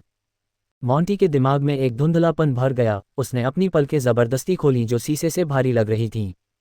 अंधेरा लेकिन साफ, यह उसका पहला इंप्रेशन था। पत्थर की गुफा में कोबोल्ड कैसल की बदबू नहीं थी, बल्कि मिट्टी और धूप की खुशबू थी। मॉन्टी रोशनी के इकलौते सोर्स की तरफ मुड़ा। इतनी हल्की क्या चमक रही है। मुट्ठी से भी छोटी एक चीज ने गुफा के एक कोने को रोशन कर दिया और एक मौत के देवता जैसे आदमी को रोशन कर दिया। मॉन्टी की आंखों में उस आदमी ने बेमन से एक छोटी सफ़ेद बोरी उठाई, उसमें से सफ़ेद पाउडर का एक कटोरा निकाला। उसने पानी में छींटे मारे और मिक्सचर को एक बोर्ड पर लगाना शुरू कर दिया। थोड़ी देर बाद उस आदमी ने लंबी सफ़ेद पट्टियां उठाईं और उन्हें उबलते पानी के बर्तन में डाल दिया। गुफा में तुरंत एक खुशबू भर गई। हाँ, मुझे जीतने की कोशिश कर रहे हो। मैंने सुना है कि इंसान कैदियों को खाने और औरतों का लालच देते हैं तो मॉन्टी को शाही ट्रीटमेंट मिलता है। वह उस चीज़ को बहुत संभाल कर रखता है, खुद खाने की हिम्मत नहीं करता, मुझे रिश्वत देने का प्लान बना रहा है। क्या मुझे अभी खा लेना चाहिए या तब तक नखरे दिखाने चाहिए जब तक वह मुझसे भीख न मांगे। मॉन्टी मुस्कुराया। वह पहले से ही उस सीन की कल्पना कर रहा था। लेकिन एक बेचारे कोबोल्ड को इंसानी खाने के बारे में क्या पता। आदमी ने एक छोटी बोतल का ढक्कन खोला, सरसराहट, मसालेदार खुशबू का एक धमाका गुफा में फैल गया। ये कौन सा अमर पकवान है। हालांकि उसके कुत्ते जैसे होंठ हवा से सीटी बजा रहे थे, मॉन्टी की थोड़ी से लार टपक रही थी। एक खुशबू मुंह से पेट तक और दिमाग की हर कोशिका तक पहुंच गई। शुद्ध आनंद, हर कोशिका सांस ले रही थी। मॉन्टी ने कसम खाई कि सालाना कबीले की दावत में भी ऐसा खाना कभी नहीं देखा था। आदमी ने खाना खत्म किया, नूडल्स को 2 कटोरों में बांटा, एक एक छोटे से रेंगते हुए पिल्ले की कटोरी में डाल दिया और दूसरा एक छोटे से बर्तन में। मॉन्टी की मुस्कान कान से कान तक फैल गई। उसे उस बेचारे कुत्ते से जलन हो रही थी, फिर भी वह मौत के देवता का इंतजार कर रहा था कि वह उससे इसे चखने की भीख मांगे और उसे अपना चैंपियन बनाए। लेकिन मुट्ठी आग के गोले जितनी बड़ी। धत्तेरे की, इस जादूगर का दिमाग खराब हो गया है, एक बेवकूफ़ को पकड़ लिया। क्या बर्बादी है। ताज़ा बीफ तेल वाले नूडल्स तैयार थे। सूमो ने जादूगर को फिर से एक बेवकूफ़ की तरह मुस्कुराते हुए देखा। रस्सियां बहुत कसकर बंधी थीं, फिर भी कोबोल्ड हौंफ रहा था और मुस्कुरा रहा था। सूमो ने उस बेवकूफ़ को एक और मुक्का मारा और उसे सोने दिया। काश मेरे पास लहसुन और हरा प्याज होता। जब वॉलॉक फिर से बेहोश हो गया तो सूमो ने ताली बजाई और अपने कटोरे के पास लौट आया। लहसुन के बिना नूडल्स अपनी आधी जान खो देते हैं। उसके कटोरे में मिर्च का तेल, बीफ जर्की, सूखी सब्जियां थीं, लेकिन उसमें शानक्सी का वह लहसुन नहीं था। अफसोस करते हुए सूमो ने जल्दी जल्दी नूडल्स खा लिए। उसने तिरछी नज़र से देखा कि ओरियो का खाना लगभग खत्म हो गया था। अगर सूमो देर करता तो कुत्ता और खाने के लिए रोना शुरू कर देता। स्लर्प, कटोरा खाली, फिर उसे पचाने के लिए सायोनिक पानी का एक बड़ा घूंट। सूमो खुश था, ओरियो खुश था। आदमी और कुत्ता सीधे लेट गए, खाने के बाद की खुशी और शांति के उस दुर्लभ पल का आनंद ले रहे थे। फिर भी अंधेरे कोने में वॉरलॉक की नाक से एक आंसू नीचे लुढ़क गया, जो उस फर पर चमक रहा था जिसे डर था कि उसे ऐसा सुख फिर कभी नहीं मिलेगा। ये डीजल इंजन अच्छा है, लेकिन थोड़ा शोर करता है। रात में इसे स्टार्ट करने में थोड़ी परेशानी होती है। बैटरी चार्ज करते हुए डीजल इंजन की गड़गड़ाहट देखकर सूमो को हल्का सिर दर्द हुआ। शेल्टर नंबर 2 से लिए गए एक लाइट बल्ब को ठीक करने में 2 सर्वाइवल पॉइंट खर्च करने के बाद बेस पर आखिरकार स्टेबल लाइट आ गई। इस समय इलेक्ट्रिक क्रॉसबो भी डीजल इंजन के पावर आउटपुट में प्लग किया गया था। आमतौर पर एक जनरेटर हर किलोवाट घंटे बिजली में 210-240 ग्राम फ्यूल खर्च करता है, जो लगभग 25 से 28 लीटर होता है। ट्रांसमिशन एफिशिएंसी को ध्यान में रखें तो असल खपत लगभग 3 लीटर है। बेस के ऑयल रिजर्व और कन्वर्जन लॉस के आधार पर 200 एल डीजल से लगभग 600 किलोवाट घंटे बिजली बन सकती है। ये कुछ समय के लिए काफ़ी है। सिर हिलाते हुए सूमो ने हॉबगोब्लिन के सामने लाइट बल्ब का तार खींचा और फिर ओरियो को बुलाया। किसी वजह से ओरियो आजकल कम एक्टिव हो गया था। हर दिन थोड़ी देर खाने और खेलने के बाद वह सब्जी उगाने वाले बेस के पास लेट जाता था और उस छोटे से छेद को खाली आंखों से देखता रहता था जिससे रोशनी आती थी। छोटा सिर, बड़ा सवाल। मैं उसे बाद में जगा दूंगा। तुम ट्रांसलेटर बनोगे, कोई दिक्कत? वूफ, ओरियो ने पूछताछ में इंसान की तरह सिर झुकाया। इसका मतलब है तुम इस हॉबगोब्लिन को जो मैं कहूँ उसे बताने में मेरी मदद करो, और फिर जब वह जवाब दे तो तुम मुझे बताना कि उसने क्या कहा। थोड़ी सी बात समझाने के बाद ओरियो ने अपने कुत्ते जैसा सिर हिलाया, जिससे एक शरारती और घमंडी मुस्कान आई, जिससे पता चला कि वह इस काम के लिए पूरी तरह काबिल था। ओह, तुम्हें बस इतना कहना चाहिए था कि यह एक पूछताछ थी। ये देखकर कि ओरियो समझ गया है, सूमो ने हॉबगोब्लिन को एक स्टूल पर बैठाया, फिर उसे बांधने वाली रस्सियों में एक लकड़ी की छड़ी डालकर हॉबगोब्लिन को सीधा खड़ा कर दिया। अरे उठो, सूमो ने हाथ बढ़ाकर हॉबगोब्लिन के गाल पर 2 बार थपथपाया। शायद पिछला मुक्का बहुत जोरदार था, इसलिए हॉबगोब्लिन ने कोई रिएक्शन नहीं दिया। बिना कुछ कहे सूमो ने ओरियो को देखा और ओरियो तुरंत समझ गया। वह हॉबगोब्लिन के पैरों पर कूदा, अपना मुंह चौड़ा किया और काट लिया। आओ! गुफा के अंदर भेड़िए जैसी चीख उठी। हॉबगोब्लिन, जो बेहोशी का नाटक कर रहा था, इतना चौंक गया कि वह लगभग जमीन पर घुटनों के बल बैठ गया। मैंने तुमसे कहा था कि इस कुत्ते जैसे जीव का दिमाग सच में खराब है। इसे अभी तक काटा भी नहीं गया है और इसने पहले ही शुरू कर दिया है। हॉबगोब्लिन का परफॉर्मेंस देखकर सूमो को हॉबगोब्लिन रेस के बारे में और भी जानने की इच्छा हुई। इतनी अजीब और घटिया रेस कैसे हो सकती है? ये लोग हाथ से न्यूक्लियर बम भी बना सकते हैं, नहीं, हाथ से ग्रेनेड भी। हॉबगोब्लिन के चेहरे पर गुस्सा देखकर सूमो थोड़ा मुस्कुराया। ओरियो, उससे पूछो कि क्या वह मान जाता है। कमांड पाकर ओरियो ने शरारती मुस्कान के साथ अपनी कुत्ते वाली भाषा में बात करना शुरू कर दिया। Woof woof woof woof woof. Hobgoblin ने इंसानों जैसा एक्सप्रेशन बनाया और सूमो और ओरियो दोनों तुरंत इस एक्सप्रेशन का मतलब समझ गए। नफरत। हॉबगोब्लिन को ओरियो, जो एक छोटे दर्जे का रेप्टिलियन रिश्तेदार था, से बात करने से नफरत थी। अच्छा, तुम बूढ़े कुत्ते, तुम्हारा गुस्सा काफ़ी जिद्दी लग रहा है। और कुछ कहने की ज़रूरत नहीं है, हमारे हुआक्सिया के पास आपके चुनने के लिए पूरा क्रिमिनल लॉ है। चलो भी। बोल नहीं रहे हो, हैं? हॉबगोब्लिन को सच में अपना सिर उठाते देख सूमो पीछे नहीं हटा। वह आगे बढ़ा और हॉबगोब्लिन के पेट में मुक्का मारा। धड़, भिनभिनाहट। न जाने क्यों सूमो को हमेशा लगता था कि उसकी ताकत बढ़ गई है। मुक्का लगने के 1 सेकंड के अंदर हॉबगोब्लिन की आंखों में आंसू आ गए और वह रोने चिल्लाने लगा। क्या तुम मान गए? ये देखकर कि हॉबगोब्लिन ने अभी भी कोई रिएक्शन नहीं दिया है, सूमो ने एक और जोरदार मुक्का मारा। वो वो वो वुफ वुफ वो। लगातार 2 बार मुक्का लगने के बाद हॉबगोब्लिन को आखिरकार समझ आया कि हालात का इंसान से ज्यादा मजबूत होना क्या मायने रखता है। अगर वह अभी भी बंधा हुआ नहीं होता तो शायद अगले ही सेकंड घुटनों के बल बैठकर झुक जाता।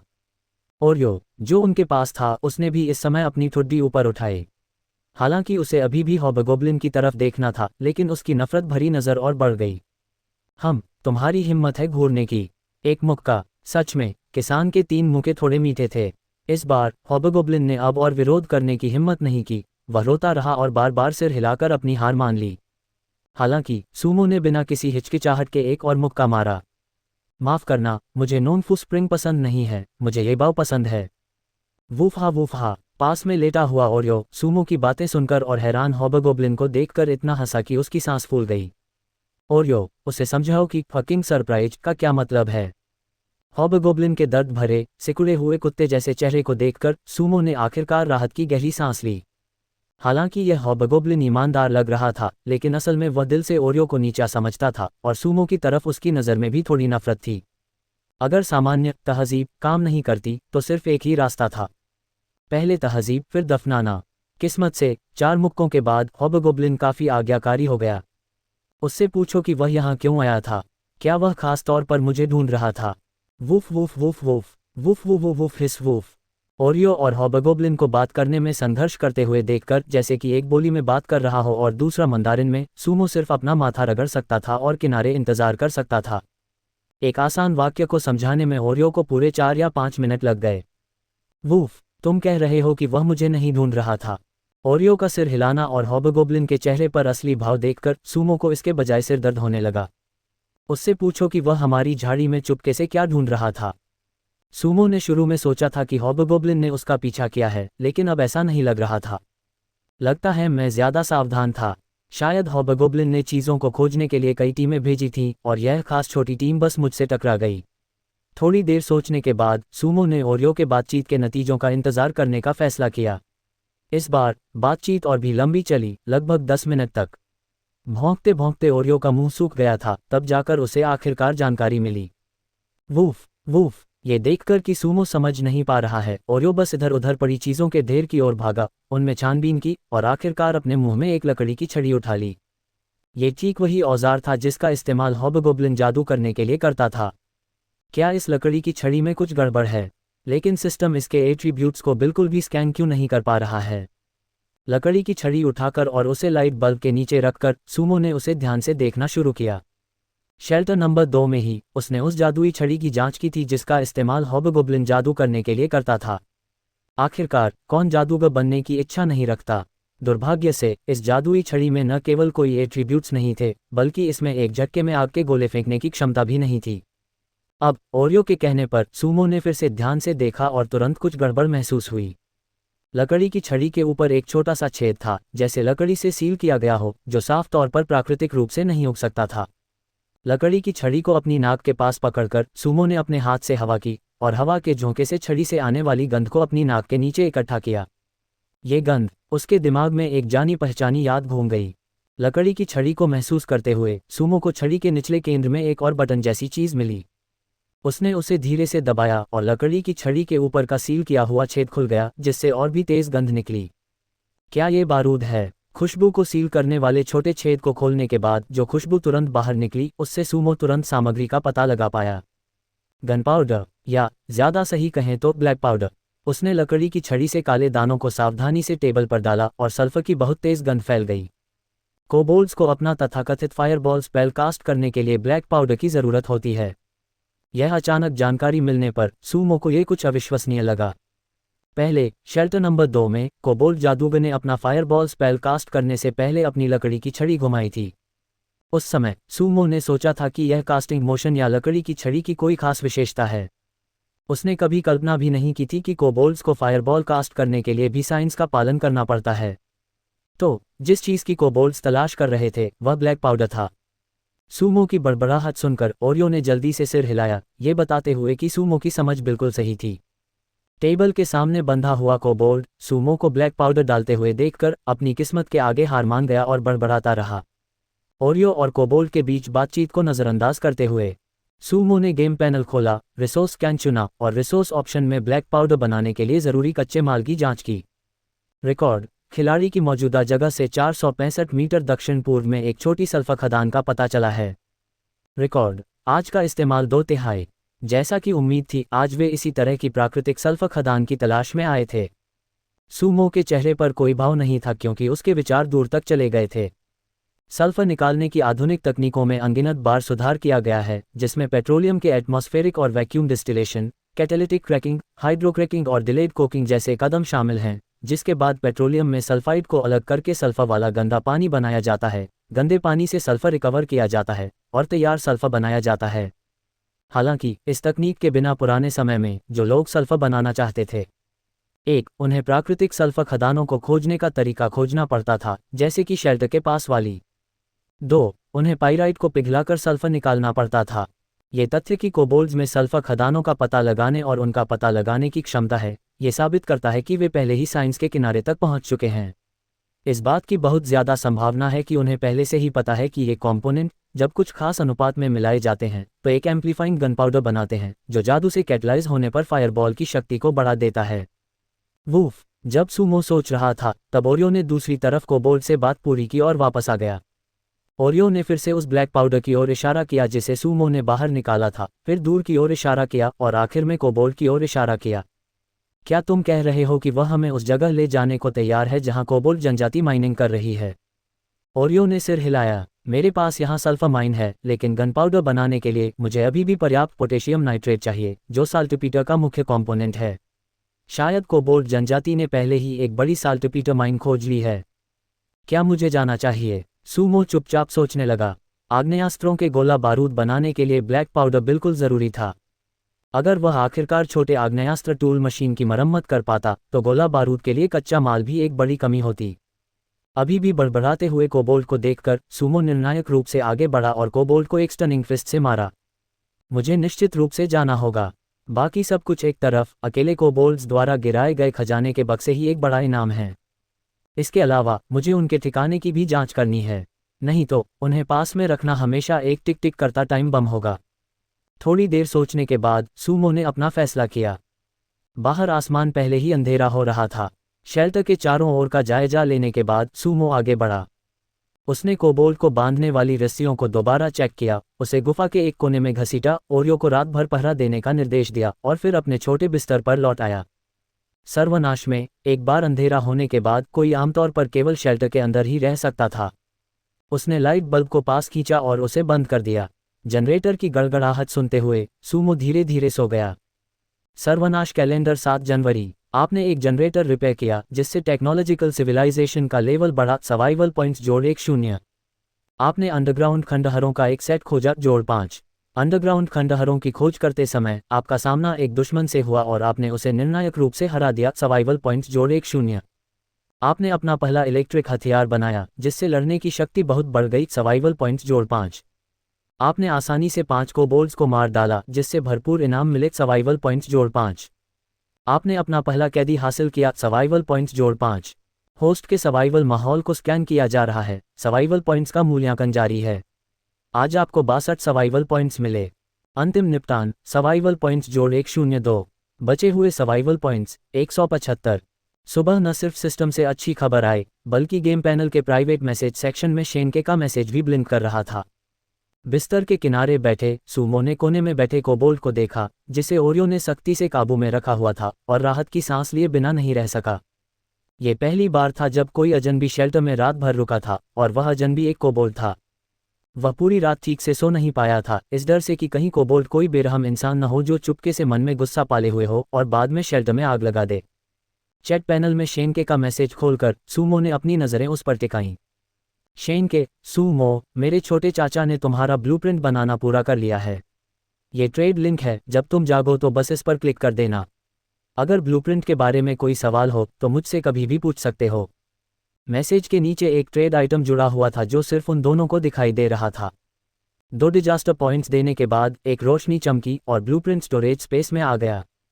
हेडबोर्ड से टेक लगाकर सूमो ने अपनी डायरी लिखने के लिए इस्तेमाल होने वाला डेडमैन का प्राइवेट मैसेज खोला और अपने मन से लिखना शुरू किया। आज कयामत के कैलेंडर के अनुसार 7 जनवरी है, बंजर ज़मीन पर आए हुए 7वां दिन, यानी एक हफ्ता हो गया है। अगर सभ्य दुनिया अभी भी चल रही होती तो आज 29 दिसंबर होता, नए साल से बस 2 दिन पहले। इस बार मेरी बहन का जन्मदिन छोटे नए साल पर पड़ रहा है। लगता है वह इसे सेलिब्रेट नहीं कर पाएगी। मुझे हैरानी है कि मम्मी पापा उसका जन्मदिन कहीं और मनाएंगे या नहीं। अभी बेस में सामान काफ़ी है, मेरे और ओरियो के लिए आधे महीने तक खाने के लिए काफ़ी है। हालांकि कल आटे की खपत थोड़ी ज़्यादा थी। लगता है मेरे पास सिर्फ 2 टाइम के लिए यूप नूडल्स बचे हैं और मुझे वे 2 टाइम का खाना तब के लिए बचाकर रखना चाहिए जब मेरा परिवार आएगा। मैंने लगभग 20 लीटर सायोनिक पानी जमा कर लिया है। अभी ट्रेडिंग सिस्टम में पोस्टेज फीस महंगी है। ज़्यादा स्टोरेज स्पेस खोलने के लिए मैं अपने पॉइंट्स बचाऊंगा और अभी ट्रेडिंग नहीं करूंगा। पकड़ा गया कोबोल्ड बहुत सीधा है। मैं आज शेल्टर के पास सल्फर माइन से निपटने और कुछ निकालने की कोशिश करने का प्लान बना रहा हूं। अगर मैं बाद में उसके पीछे जाकर साल्टपीटर माइन ढूंढ पाया तो शायद मैं ब्लैक पाउडर बना पाऊंगा जिससे मेरी सुरक्षा की बहुत ज़्यादा गारंटी होगी। अरे हाँ, आज के सब्जी उगाने के बेस में अभी भी। वाह, लहसुन के बीज में अंकुर निकल आया है और चाइनीज़ पत्ता गोभी में भी। मुझे काली मिट्टी से थोड़ा सा हरा रंग बाहर निकलता दिख रहा है। क्या यादगार दिन है। अनजाने में अपना सिर उठाते हुए सूमो ने तुरंत देखा कि सूरज की रोशनी से रोशन कल्टीवेशन बेस से एक छोटा हरा अंकुर निकल रहा है।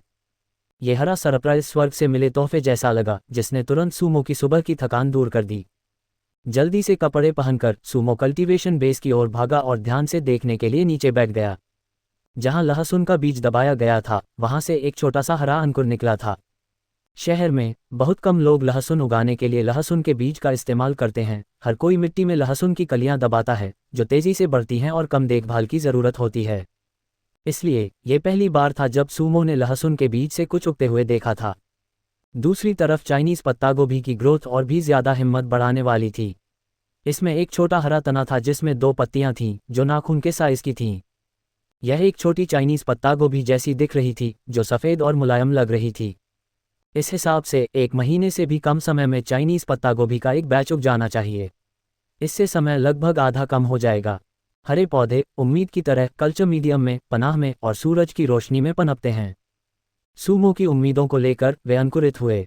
हरे रंग के इस स्पर्श ने एक सफाई करने वाले एजेंट की तरह सूमो के दिल से उदासी को दूर कर दिया।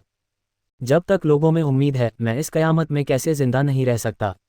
उसने एक बेसिन सायोनिक पानी निकाला और ध्यान से और धीरे धीरे सभी सब्जियों के पौधों को पानी दिया। सायोनिक पानी के स्पर्श से सूमो को लगा कि पत्ता गोभी के डंठल जेड की तरह चमक रहे थे और लहसुन के अंकुर और भी ज्यादा पन्नाहरे थे, जैसे ओस टपक रही हो। उसे यकीन नहीं था कि यह सिर्फ उसकी कल्पना थी। वह उस जगह गया जहां खाना रखा था, थोड़ी देर सोचा और फिर बिस्कुट का आधे से थोड़ा कम हिस्सा निकाला। सबसे पहले उसने बिस्कुट का पेस्ट बनाया। जब उसने और ओरियो ने एक एक खत्म कर लिया, तो सूमो बचे हुए बिस्कुट लेकर मरते हुए कोबोल्ट के पास गया। 2 क्रॉसबो बोल्ट से छेदी हुई बांह पर घाव में मवाद पड़ने के संकेत दिख रहे थे। हालांकि कल के सायोनिक पानी ने खून बहना बंद कर दिया था, लेकिन कम मात्रा के कारण सूजन हो गई थी। थका हारा और बेचारा कोबोल्ट अपनी आंखें खोलीं और सूमो को देखकर उसने निराशा और लाचारी में फिर से आंखें बंद कर लीं, जैसे उसने अपनी किस्मत मान ली हो। मरने का नाटक बंद करो, उठो और थोड़ा पानी और खाना खाओ। तुम आज नहीं मर सकते। उसने ओरियो का खाने का कटोरा लिया, बिस्कुट को कुचला, उसमें थोड़ा सा सायोनिक पानी डाला और फिर उसे कोबोल्ट के पास ले गया। कोबोल्ट, जिसने अपनी किस्मत मान ली थी, बिस्कुट की कुरकुरी खुशबू और सायोनिक पानी की हल्की मिठास सूंघकर अपनी आंखें खोलीं। जीने की इच्छा ने उसे आंखें खोलने पर मजबूर कर दिया। वूफ वूफ वूफ वो वो, बहुत खुशबूदार सायोनिक पानी के स्वाद ने कोबोल्ट की जीने की इच्छा को जगा दिया, लेकिन जमीन पर रखे खाने के कटोरे ने उसकी इज्जत पर चोट पहुंचाई। क्या उसे ओरियो की तरह जमीन पर लेटकर खाने का कटोरा चाटना चाहिए, या उसे अपनी आधी इंसान वाली इज्जत बनाए रखनी चाहिए, घुटनों पर जीने के बजाय खड़े होकर मरना चुनना चाहिए? हालांकि इससे पहले कि सूमो उसका इम्तिहान ले पाता, कोबोल्ट की रफ्तार डरावनी तेजी से थी। सोचने का बिल्कुल भी समय न होने के कारण वह खाने के कटोरे के सामने फैल गया और उसे तेजी से खाने लगा। उसके बगल में ओरियो ने तिरस्कार का इंसानी भाव दिखाया, जो पूरी तरह से घृणा से भरा लग रहा था। वूफ, ओरियो ने जो भी कहा, कोबोल्ट ने उसे नज़रअंदाज कर दिया और कटोरे को और भी तेजी से चाटने लगा। सायोनिक पानी पीने के बाद कोबोल्ट की बाहों पर सूजे हुए और जख्मी घाव साफ तौर पर ठीक हो गए, कम से कम इस हद तक कि उनमें से मवाद निकलना बंद हो गया। लगता है कि कोबोल्ट का शरीर उतना अच्छा नहीं है जितना मैंने सोचा था। मेरा अंदाज़ा है कि 1 या 2 दिन में हर कोई इन आधे इंसान जीवों को ढूंढना शुरू कर देगा। सिर हिलाते हुए सूमो ने कोबोल्ट के बारे में जानकारी फैलाने का विचार दबा दिया। मौजूदा स्थिति अभी भी साफ नहीं थी और कोबोल्ट के ठिकाने की पूरी तरह से जांच नहीं की गई थी। अगर वे सिर्फ बेस के पास पाए जाते तो लोगों के लिए शेल्टर की जगह का पता लगाना आसान हो जाता। सर्वनाश में एक बार जब लोगों को बेस की जगह पता चल जाती तो ये बहुत खतरनाक होता। वह धीरे धीरे गड़गड़ाते जनरेटर की ओर चला। पूरी रात चलने के कारण जनरेटर थोड़ा गर्म था और मेटल केसिंग के बगल वाला कूलेंट पंखा जोर से घूम रहा था। उसने ईंधन का लेवल चेक किया।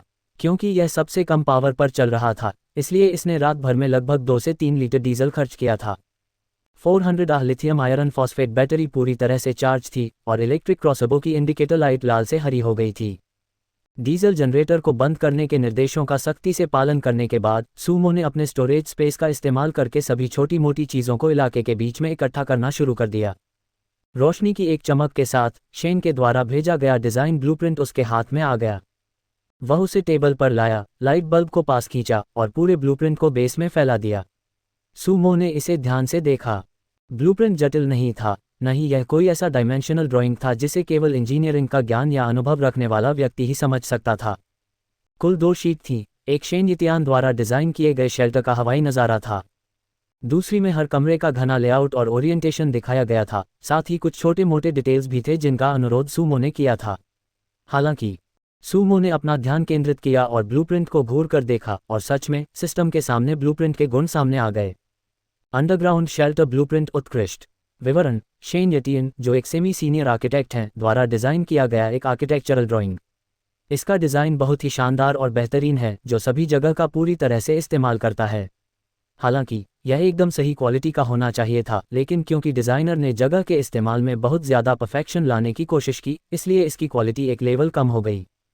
अपग्रेड दिशा 1, ब्लूप्रिंट को फिर से बनाएं, जगह के इस्तेमाल के फॉर्मूले को बदलें, इस्तेमाल करने में आसानी को बहुत ज़्यादा बेहतर बनाएं, आपदा से बचने की क्षमता को बहुत ज़्यादा बेहतर बनाएं। इसके लिए सर्वाइवल पॉइंट्स 225 चाहिए। अपग्रेड दिशा 2, ब्लूप्रिंट को बदलें, डिज़ाइन की कमियों को ठीक करें, डिज़ाइन कॉन्सेप्ट को बनाए रखें और शेल्टर की मौजूदा ज़रूरतों के हिसाब से बेहतर बनाएं। इसके लिए सर्वाइवल पॉइंट्स 45 चाहिए।